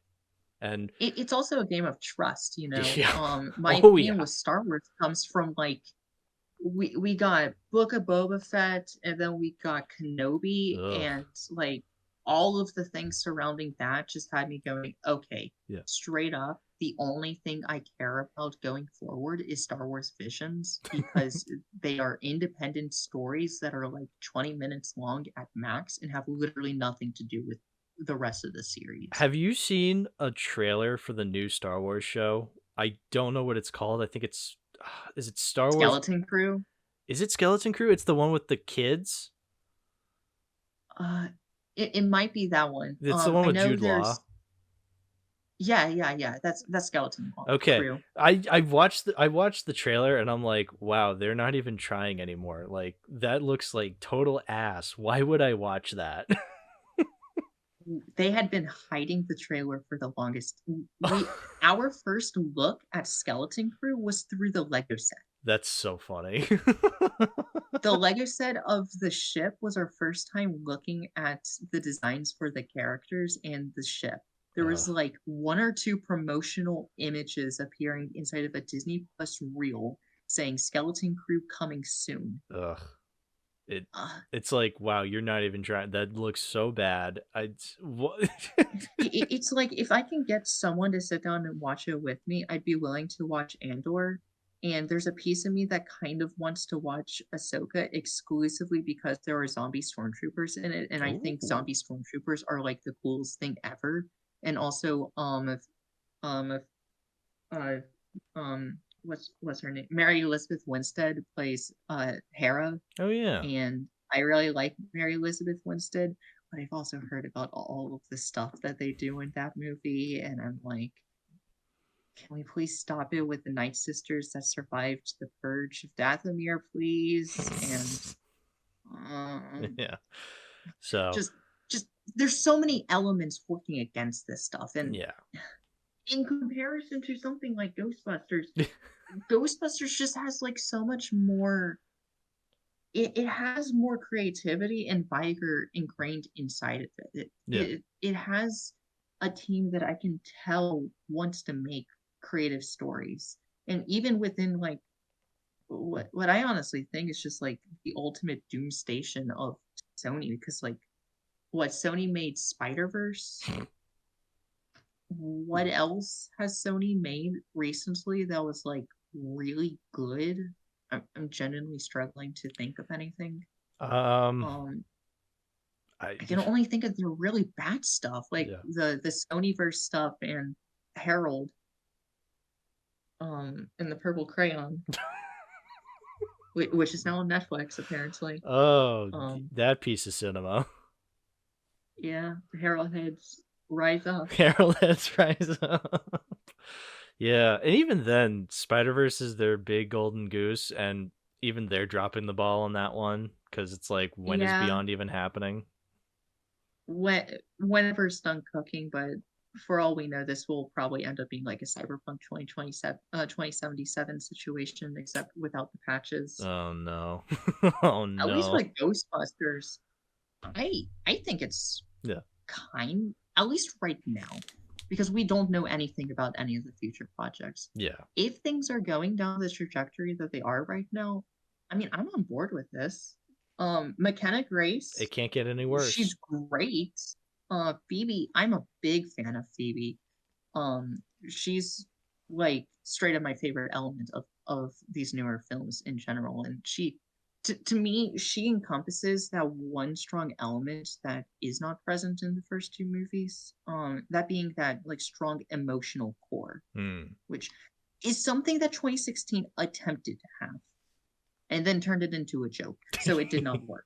Here it's like an actual like important piece of character and actually like ties into things in both of these movies, and I really appreciate that.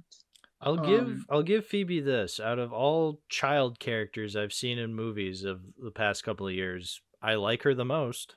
I think it was a really cool thing where she was written to be neurodivergent, because to me that kind of taps into sort of like this external meta thing of how Egon and Ray were kind of coded as being autistic characters by Dan.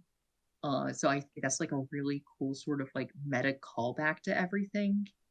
Um, Really only something that's it's not even really focused on that much, and I think No? that's like a major unfortunate thing, because Yeah. like this is a really big step forward for representing a group of people that really you rarely see them in film, and when you do, you get something like Sia's music or The Predator when it's like the worst representation you could The possibly imagine. absolute worst example. Oh yeah. Oh. Yeah, no, so you know what? I'll take Afterlife and Frozen Empire any day over those two. Yeah. Um, Oh. really, I think like for me, the only truly frustrating element for me with this film comes down to just like a throwaway line that I don't think most people really care about when Ray says that the firehouse got turned into a Starbucks, and then the end credits scene plays and it shows the firehouse not even remotely turned into a Starbucks, and I'm like, you know that would actually cause like more harm to the overall story than good. So like Yeah. this is why they completely ignored it. Why did you even say that line? Yeah, is it just like an Um, ad lib from Dan Aykroyd and they thought, "Oh, it's I funny," but then they forgot that he I ad libbed? guess Yeah. in context of like the movie itself, it doesn't make sense because as Frozen Empire highlights, Ray's occult books is not like that far away from the firehouse, like relatively speaking. Yeah. Uh, it's not like he has to take like a grand trek across state lines in order to get from his bookstore into the firehouse. He had it in Ghostbusters 2, in fact, which, as you mentioned inside of the server, I didn't actually remember that he had the occult books inside Ghostbuster 2. Yeah, I completely forgot too. And I think you also mentioned that Bucky is kind of a pointless character. She is. Yeah, I fully agree with that. She doesn't really have like anything to do inside of the movie, like at all. Um, at least with like Trevor, he kind of exists to be sort of like this anchor that helps connect Phoebe to the rest of reality Mhm. and sort of acts as sort of like a straight man. Because like podcast is 100% on board with everything she's saying because he already believes in the supernatural and she's not phased by it. You know, that's one of the top reviews for this film where somebody says not one person in this movie reacts to their initial undeniable confirmation of ghosts as the life-changing moment it should be. I'm sorry, if I saw a ghost, I would not be freaking out like that. I've been so desensitized by the existence of ghosts. They were watching Child's Play. Mm. You know, Chucky is technically a ghost, right? Like his spirits possess that doll. Uh, this is kind of like the same thing, more or less. I would not have like an extreme reaction. So like Trevor kind of acts as sort of like that, sort of an anchor in the same way as Winston did, just not as funny. Uh, Lucky is kind of just there to give a fourth young character. Yeah. That's really it. Yeah. She She she gets she turned. Uh, Go ahead. No, I was just gonna say she has some pretty bad jokes in this one that are like 2016 tier, but I'm Yeah. willing to forgive it because it is just relegated to one character instead of all characters being the exact same. And even then, it's like she's not the focus of this. The film focus is way more on Phoebe, Podcast, Absolutely. and Gooberson, Yeah. which all three of them are like the proper highlights. Yeah. Partly because like Paul Rudd is really funny, He's so and he charming. continues to be funny in like everything. Yeah. He even I'm when he says reminded every something time I not watch. funny, I'm just like, "Ah, Paul Rudd, you're so cute." He has that really cute demeanor that kind of just makes like even a joke that doesn't really work. It makes it so that you're not mad at him. Um, I also just really like the scene where he's in Walmart and he gets a container of Baskin Robbins ice cream, because I'm pretty sure that's a joke, highlighting the fact that in Ant-Man he worked at Baskin Robbins, and Mm. I think that's cute. I If think not, it's that's a a giant cute little meta coincidence. joke.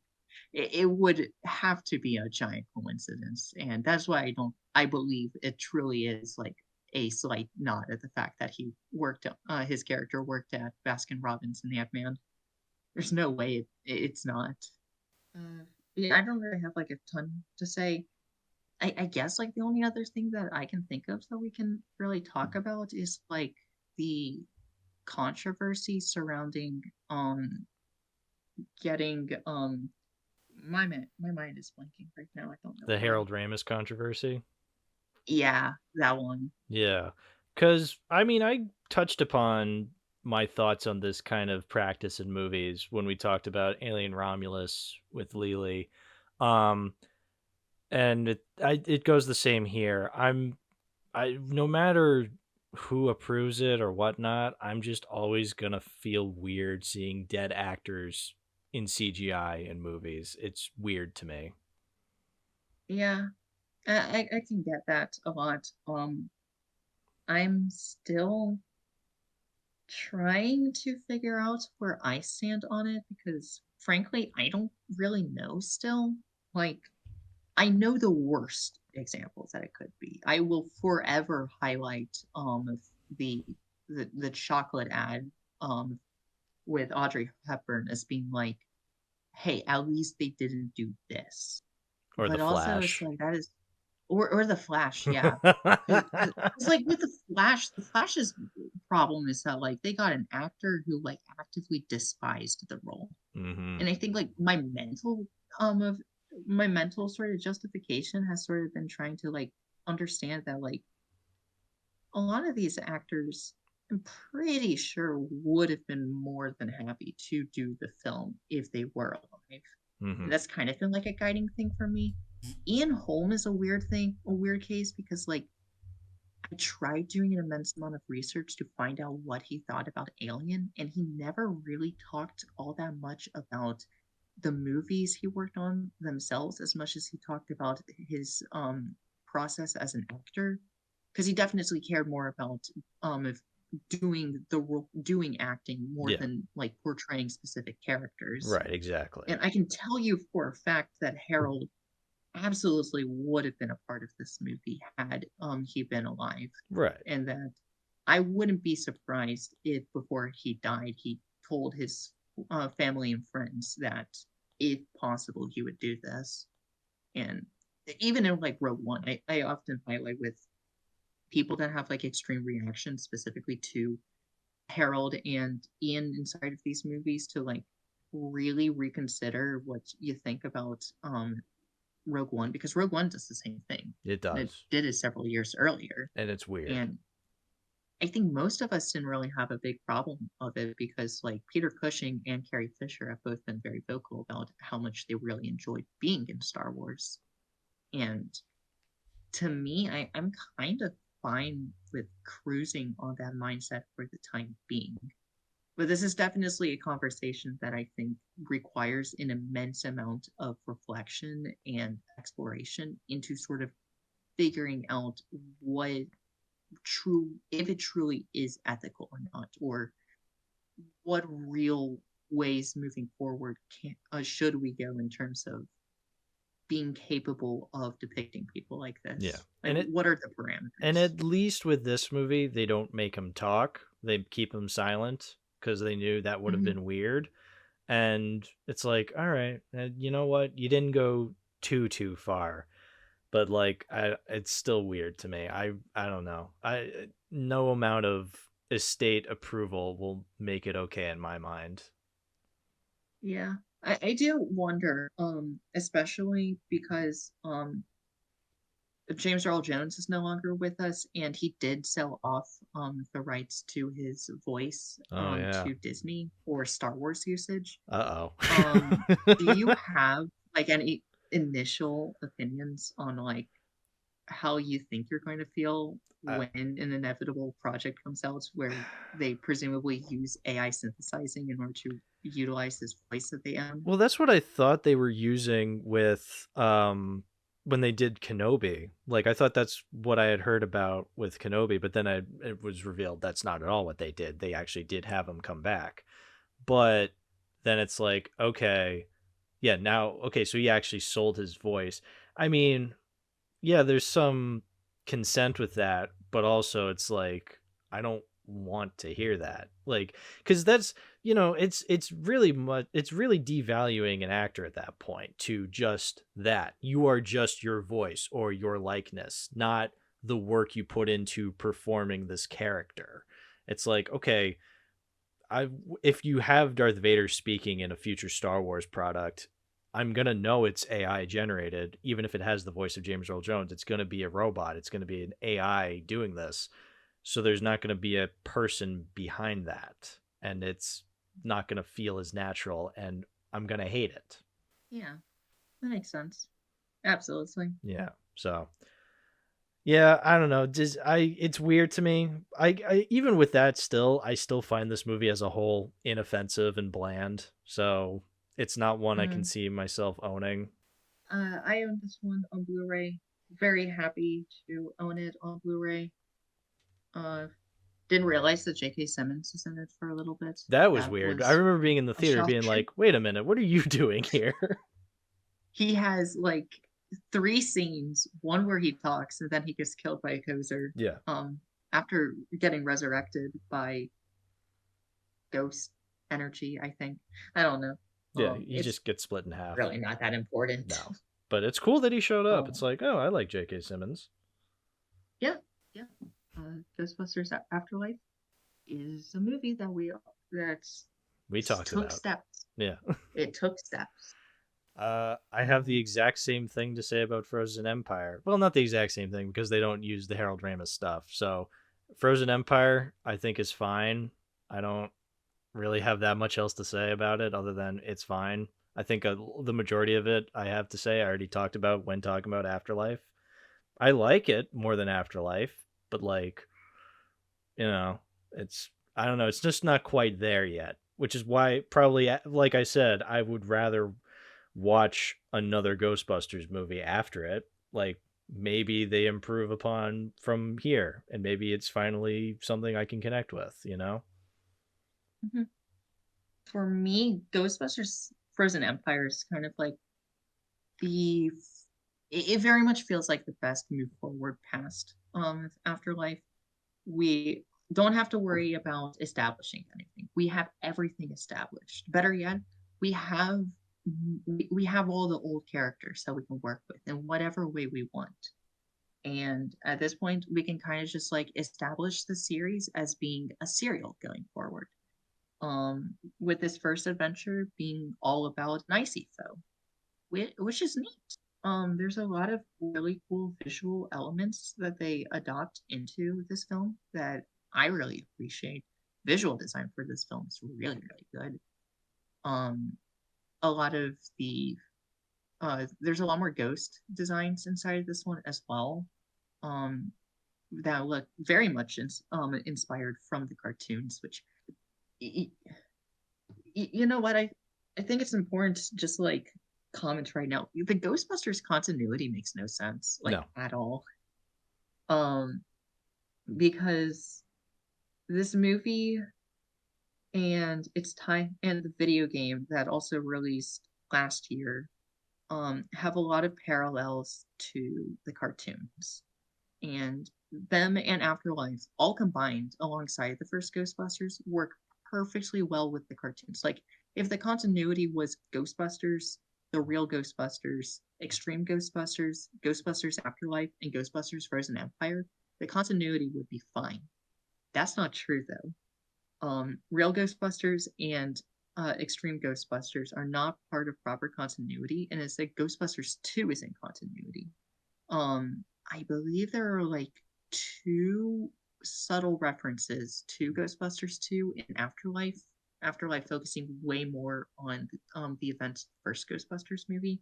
This one just like straight up like 100% reaffirms and confirms that Ghostbusters 2 is part of continuity. I'm like, I don't know if that was actually like a particularly great idea because like that kind of causes some complications with some of the other scenes in Ghostbusters Afterlife and kind of how we want to move forward.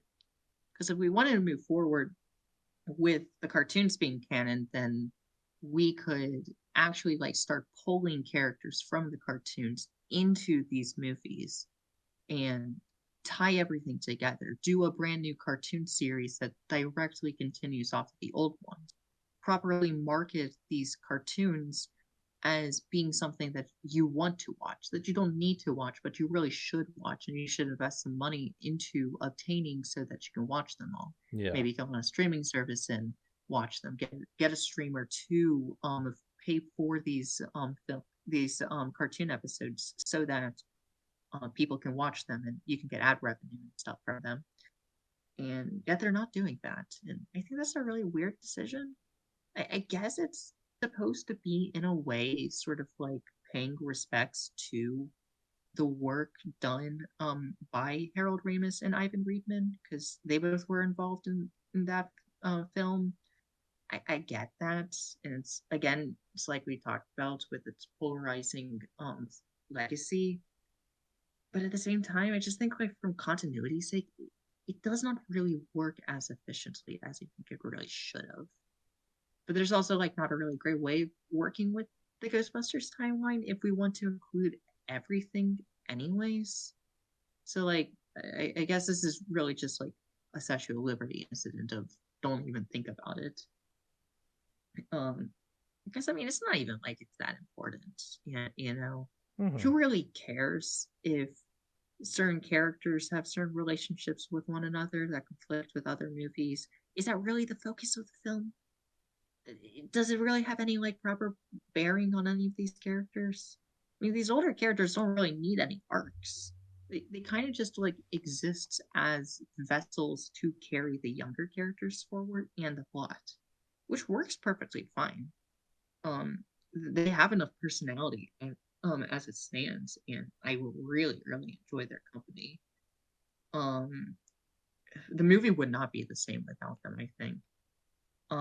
In spite of its massive issue with a bloated cast, I don't think the four older characters being inside of the plot is the problem, as much as it's a case of like Lucky doesn't really get anything to do, Trevor doesn't really get anything to do, the scientist guy doesn't really at the Ghostbusters lab doesn't really get anything to do. Technically speaking, we really don't need Nadim in the movie either. Like, they have this solution with Brass, and I think if they repurpose the plots to just exclude him and just incorporate that understanding that they need Brass in order to overpower Garaka, I think that could have actually streamlined the film a lot more and made that problem. You bring up a good point with all the characters. We're treading dangerously close with this turning into... There's a very specific shot from the movie Jurassic World Dominion where it's during the climax when, I can't remember if it was the T-Rex or some dinosaurs attacking them. You know, who cares? Because it's fucking Jurassic World Dominion. And like the dinosaur is about to attack like the characters, and there's this really awkward shot where all of the characters are just in this one shot, and it's, you know, the classic characters that we know: Ian Malcolm, Dr. Grant, Laura Dern's character, and then you have the new characters like Chris Pratt, Bryce Dallas Howard, and then you have the other new characters that are there too, and it's this really claustrophobic shot where the movie, it really feels as though the movie doesn't know who it wants to focus on in that one particular shot. So it's like all the characters, and it's really awkward. And that's kind of like you bringing up all of these characters and a bunch of them don't have anything to do. It's just like, there's kind of an issue here. Then it's like, who do we want to focus on? Who is the driving force of these movies? Probably Phoebe, and that's fine. But then it's like, do we really need these other characters? Like you can incorporate certain characters, but we are getting dangerously close where if in the third movie we have a scene where the movie doesn't know who to focus on, and it's just going to be really awkward. So I think with absolute certainty that the quadfecta of Phoebe, of Gruberson, Callie, and podcast is perfectly fine. I think as like I'd be fine with them this too. new cast of characters, all four of them work incredibly well. Three of them are incredibly funny, as a both individually and as a collective. And one of them is really important for helping to keep that emotional core strong. Everyone else, I think, is very disposable. Yeah. In terms of the legacy cast, I'm a little bit concerned because there's two conflicting reports. After Ghostbusters Frozen Empire came out, Dan Aykroyd said in an interview that he thinks that the legacy cast members should stick around for maybe one or two more movies and then move on. But recently, like a week ago, he made a comment saying that he thinks that the legacy cast is basically retired. Mm. I'm concerned about that. I think in the next movie, if they find a way to get rid of the old cast, I don't think that is a big problem. What would be a big problem is if we decide to go down the route of something like Beetlejuice 2, where we just say that these characters are dead or have just decided to retire again. That is concerning to me because yes, it would solve the problem of the bloated cast. It would help solve the problem of the bloated cast.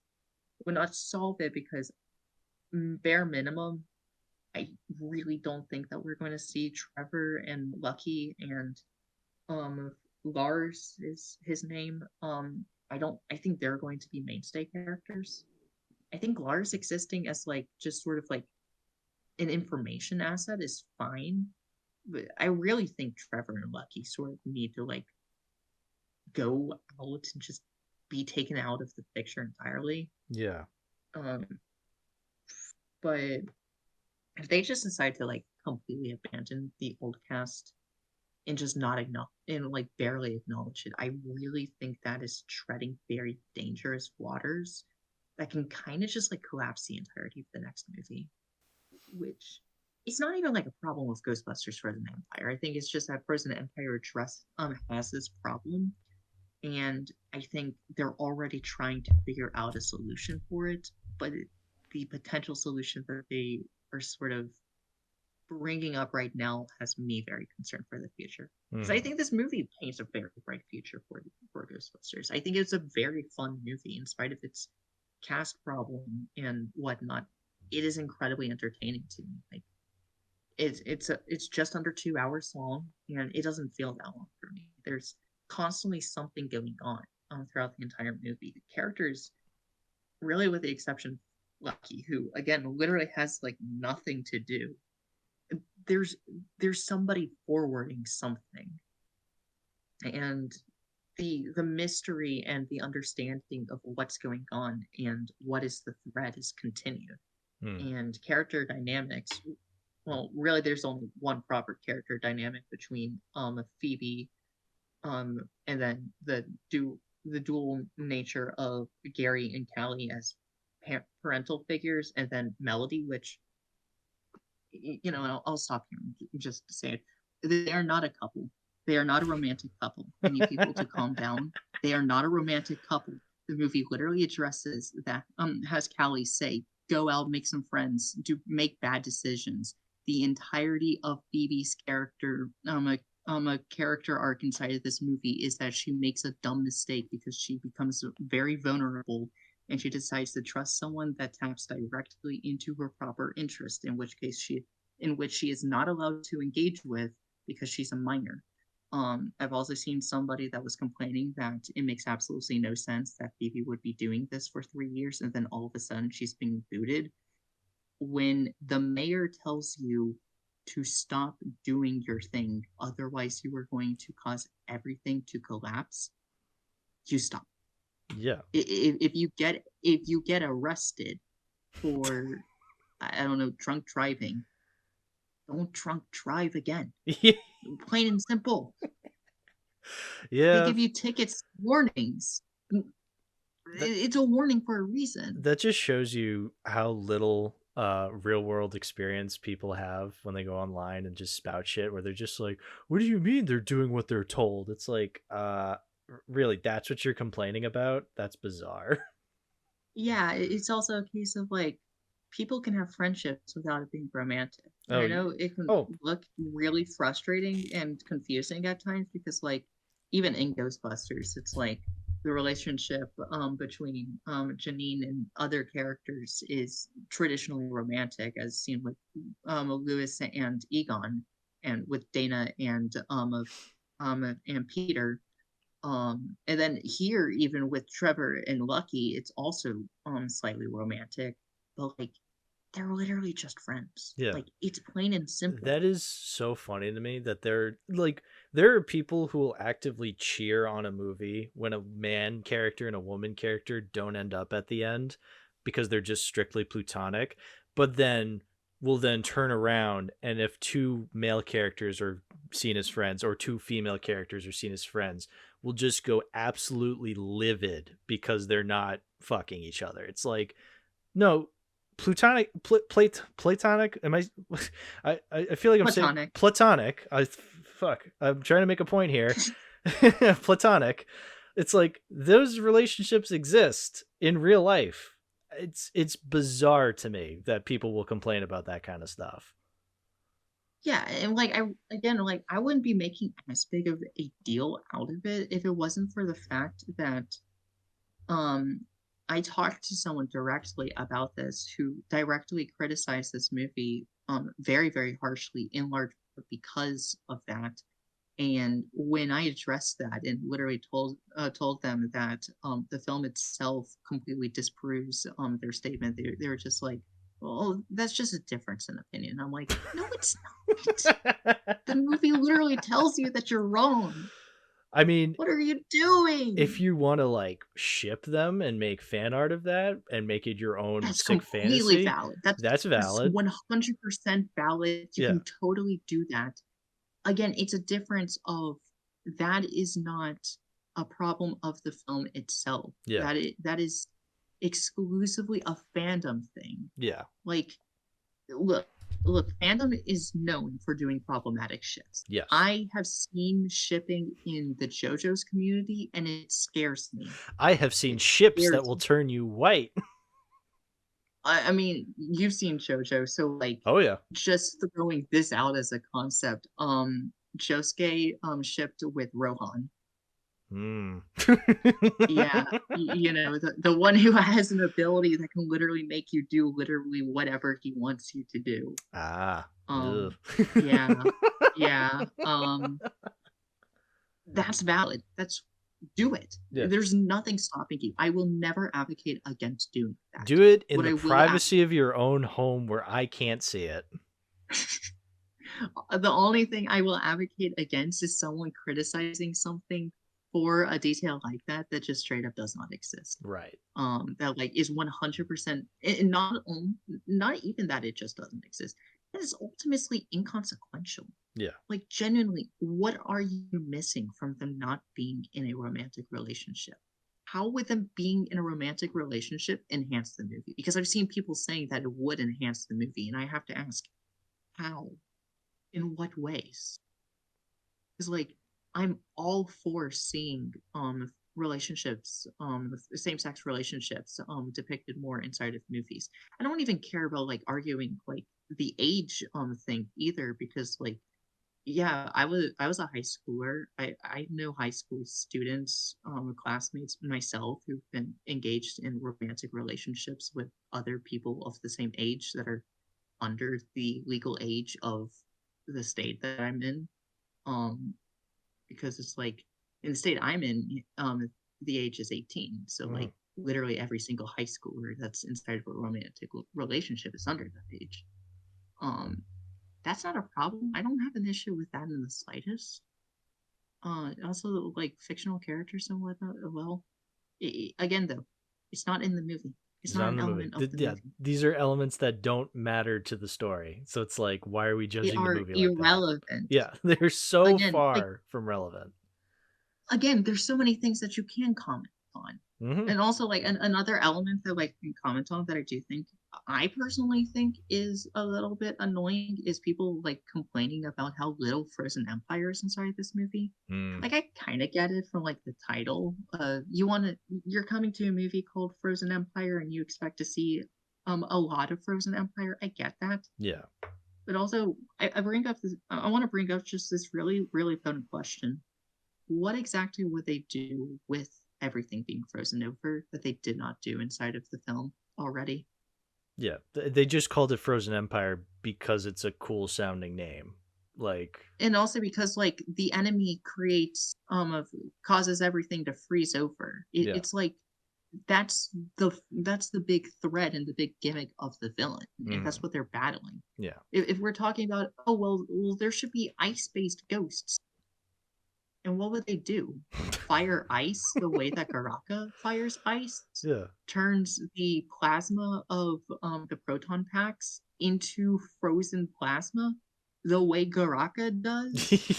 It's already there. Yeah, I How get. many times do you have to show a character's proton pack of plasma beam getting frozen?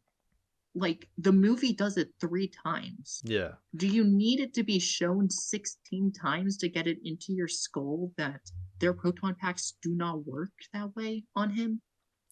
exactly. So like at that point, just do what I do and say I just don't connect with the movie. I think I just don't care. Like I just don't. And I like that's totally valid. Yeah, yeah.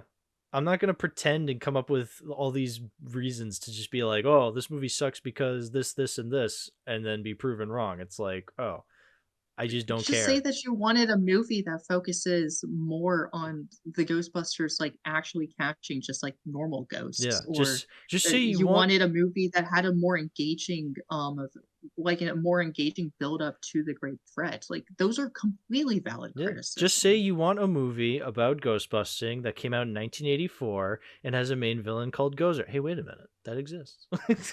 Or you could always make your own fan movie. Oh Um yeah, oh yeah, those there's a always end up letterbox good. there's a letterbox entry from 2016 called Ghostbusters Triple X Parody. Oh, Um I wonder what that's about. It's 140 minutes, apparently. Oh my god. So it's literally just called like Ghostbusters Triple X. So if you look up Ghostbusters in Letterbox, Mhm. it is underneath the Ghostbusters 5 entry. Because Ghostbusters 5, at least right now, um, I think actually Ghost I, no, the Untitled Animated Ghostbusters movie still has a log. Mhm. Again, I don't know if that's actually going to happen. And it's unfortunate because I mean, I want more Ghostbusters stuff. Like just in general, I love this franchise. This year has been an amazing year for me to engage with Ghostbusters, especially for Frozen Empire. We had a ton of merchandise at the movie theater I worked at, and I got all of that stuff. Glow in the dark cups, a Stay Puft Marshmallow Man, a sipper, a popcorn bucket that lights up. That's a ghost trap. Really, really awesome stuff. And I went to Universal Studios for Halloween Horror Nights this year, and one of the haunted houses that they were doing was Ghostbusters Frozen Empire themed, and it was so cool. It took you through like all of the best element scenes of Frozen Empire with like it all in like constructed sets, so you were literally walking through scenes like the opening scene at the Adventures of Guild where everybody's frozen over, and there's like the uh, detached hand cranking the phonograph. That was all practically built and all rigged up to look like exactly like the scene. Um, and there was people dressed up as Garaka on stilts, and they would scare you by just like looking down at you. And so like when you would look up, it'd be like a cowering moment because there's a big scary looking thing. And the designs for all of this stuff is so cool too. Like their eyes were actually glowing. You could really feel this grand scale of size compared to between you and Garaka and all the other actors and props that they were using. It was such a cool experience. I got a shirt and a necklace themed after Ghostbusters from it. So more merchandise, yay! And they also had some food as well. themed after this stuff. There was in particular, I had a s'mores with a marshmallow that looks like Stay Puft, and a corn dog themed after Slimer that just had like a ton of stuff baked onto it and baked around it that sort of felt like Slimer's stomach, but turned into a Korean corn dog. Also with green cheese, and it was really good except for the crust. I did not really like the crust because they baked it in Fritos, and I'm not much of a Fritos fan, just plain and simple. But Frozen Empire, I just find an incredibly fun and engaging movie. I know I'm in the minority who just loves it. Like, nobody I follow has given it more than a 7, and then here I am just giving it like basically the highest praise I could possibly give it. Is it your highest rated movie of the year so far? So no, it's not. I am a humongous Lisa Frankenstein stan. Right. And so that is my like proper highest rated film of this year, and then Hundreds of Beavers technically counts. Sure, yeah, but it's number 3. Yeah. Okay. It's number 3. Technically number 2 if we're going by like strictly with the number 2024 on them, which well, I don't know if that's like impressive or if that's just like disappointing in comparison to everything else that's come out this year. Well, you still haven't seen Nano Shark. That is true. I haven't seen Nano Shark. wait till you see. I have a friend that really wants to watch Nano Shark alongside a couple of other Tubi shark movies that you've seen, Sky Sharks and Shark Side of the Moon. I've seen both of those. oh boy. We'll probably see those, watch those together sometime really soon. Good. And, I mean, all things considered, I haven't seen Joker 2. Who knows? Technically, there's some other movies I've seen as well. You know, I've heard nothing but great things about The Substance from all of my most trusted Letterboxd. That is true. It has only been good things. I have not seen any bad reviews for The Substance. Wink, wink. I have not heard anyone say that all of the reviews are completely disingenuous to the actual picture. Not at all. Not at all. I mean, I will end up watching it because I do need a free subscription to Mubi for humanist vampire seeking consenting suicidal person. Yeah. Which I'm pretty sure I'll enjoy. Yeah. I've also heard really amazing things about The People's Joker. Don't know how or when I'll get around to that one, but I'll probably like it. I've heard it's better than Joker 2, at least. I mean, I would imagine a lot of things are better than Joker 2, so. But, I mean, hey. Who knows? All I know right now, this is my 3rd favorite movie of the year, and I really don't know what that says about the year 2024 overall, or what that says about me personally. I mean, hey, at least you have passion for this movie. I mean, I like some movies from 2024, but I would say overall, man, this has been one weird year for movies. Weird in a bad way. It certainly has.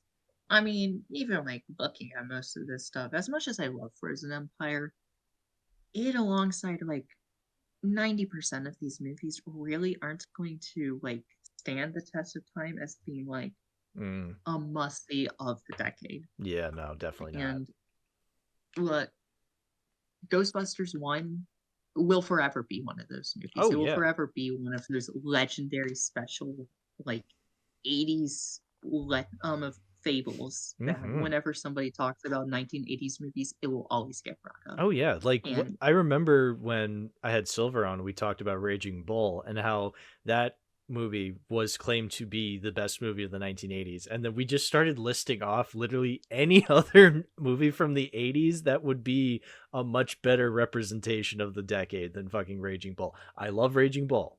We talked about it on the episode. We love Raging Bull, but when it comes to the 1980s, I would rather say something like the first Ghostbusters movie represents the 80s far more. For sure, for sure.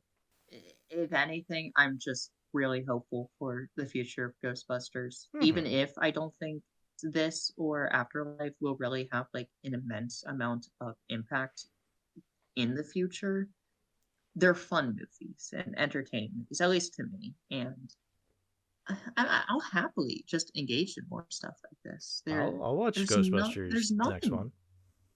yeah, there's nothing really harmful about like any of these really. And just moving forward and just continuing on with these things, I don't really see a problem as long as they don't just like tank the quality of all of these movies. Hmm. Realistically, I think it's totally within possibility for them to make like, I know this is going to sound insane. I think they could make 12 sequels and make all of those sequels like somewhat like have them justified in existing. Mm. Uh, Bold, but it, hey, you never know. it's totally possible. It's But at the same time, keep in mind, I would say the same thing about Star Wars in like 10 years ago. I could say the same thing about Star Wars. Oh, we had so much hope 10 years ago for Star Wars. Unfortunately, I don't own this one yet. Yeah, I don't own this one yet. Hmm. I want to own this one. I have just been waiting for a decent deal on this because I can't spend like $30 on a copy of a Yeah. movie like this, unfortunately. Hmm. But Black Friday seems to be answering my wishes by making this much better in terms of price. Hmm. And if I remember correctly, there's a steelbook version that uses the poster that I have on Hmm. Letterboxd that I really like. The poster has like this really, really pretty melding of cool colors because, ice and everything. Yeah, I really like the poster I was using. Well, right now I'm using the poster that Bamison recommended, where it's the I Heart Busting poster because I think it's so funny. But there's a really cool poster with that incorporates the Empire State Building being on top of Ecto One. I thought that was pretty cool. Um, yeah, I don't see myself owning this either. I mean, I don't hate it. I don't hate. It's not the worst thing I've ever seen. It's definitely not the worst movie I've seen this year. Um, but I don't know. It's on Netflix. That's how I watched it. I was like, yeah, I'll watch it on For now, Netflix. at least. Yeah, that's true too. Yeah, I Like might. Afterlife was on Netflix and then it disappeared from Netflix. And Yeah.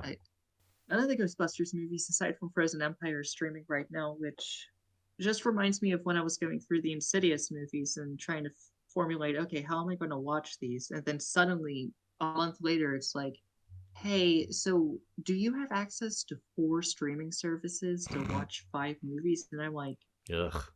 do I? No, I don't. I don't have Peacock. Who has Peacock? Not me. Yeah. Not me. Yeah. But yeah, good Ghostbusters, man. Yeah. Uh, Bustin makes me feel good. Yeah, I'm not there yet, but I am getting to be the moment during our Alien Cube discussion where I just completely conked out and had to make it the 9.5 hour episode it was, the Alien episode. So I think it's a good time for us to wrap it up here. Ketchup, how are you feeling? Uh, I don't really have anything more to add. Um, I guess I need to get around to doing a bit of purchasing and a bit of binging of specifically these cartoons and Hmm. that one 2009 video game. Who knows when that'll happen? I have other obligations, but it will happen at some point. Hmm. But in terms of discussion, it's been fun. I don't Yeah. really have anything more to say. Thank you for inviting me on. I mean, you had so much to say about Ghostbusters. You were the perfect guest for this. I'm glad. Yeah. So we can wrap it up here. So why don't you shout out your stuff then, Ketchup? Where can people find you? I have a letterbox where I letterbox. I also have a serialized where I serialize sometimes, not very often. Hmm. Um, and I have a YouTube channel. There's nothing on it right now, but it will have stuff on it at some point. I know I said this a year ago. It will happen. I just don't know when. I'm I'm a slacker. Hmm. Well, your links will be in the description below, of course. For sure. Yeah. This was a long episode, but thanks for coming on. I really appreciate it. Appreciate you inviting me. Mm-hmm. And you know what? We never even incorporated Cinephile Forrest Gump into any of it, but I guess people aren't ready for Cinephile Forrest Gump. The time will come. Yeah.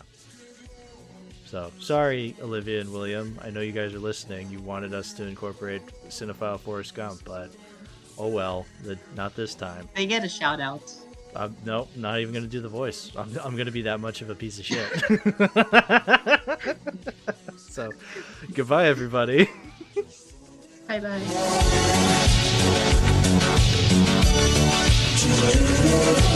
That's great! That's awesome! To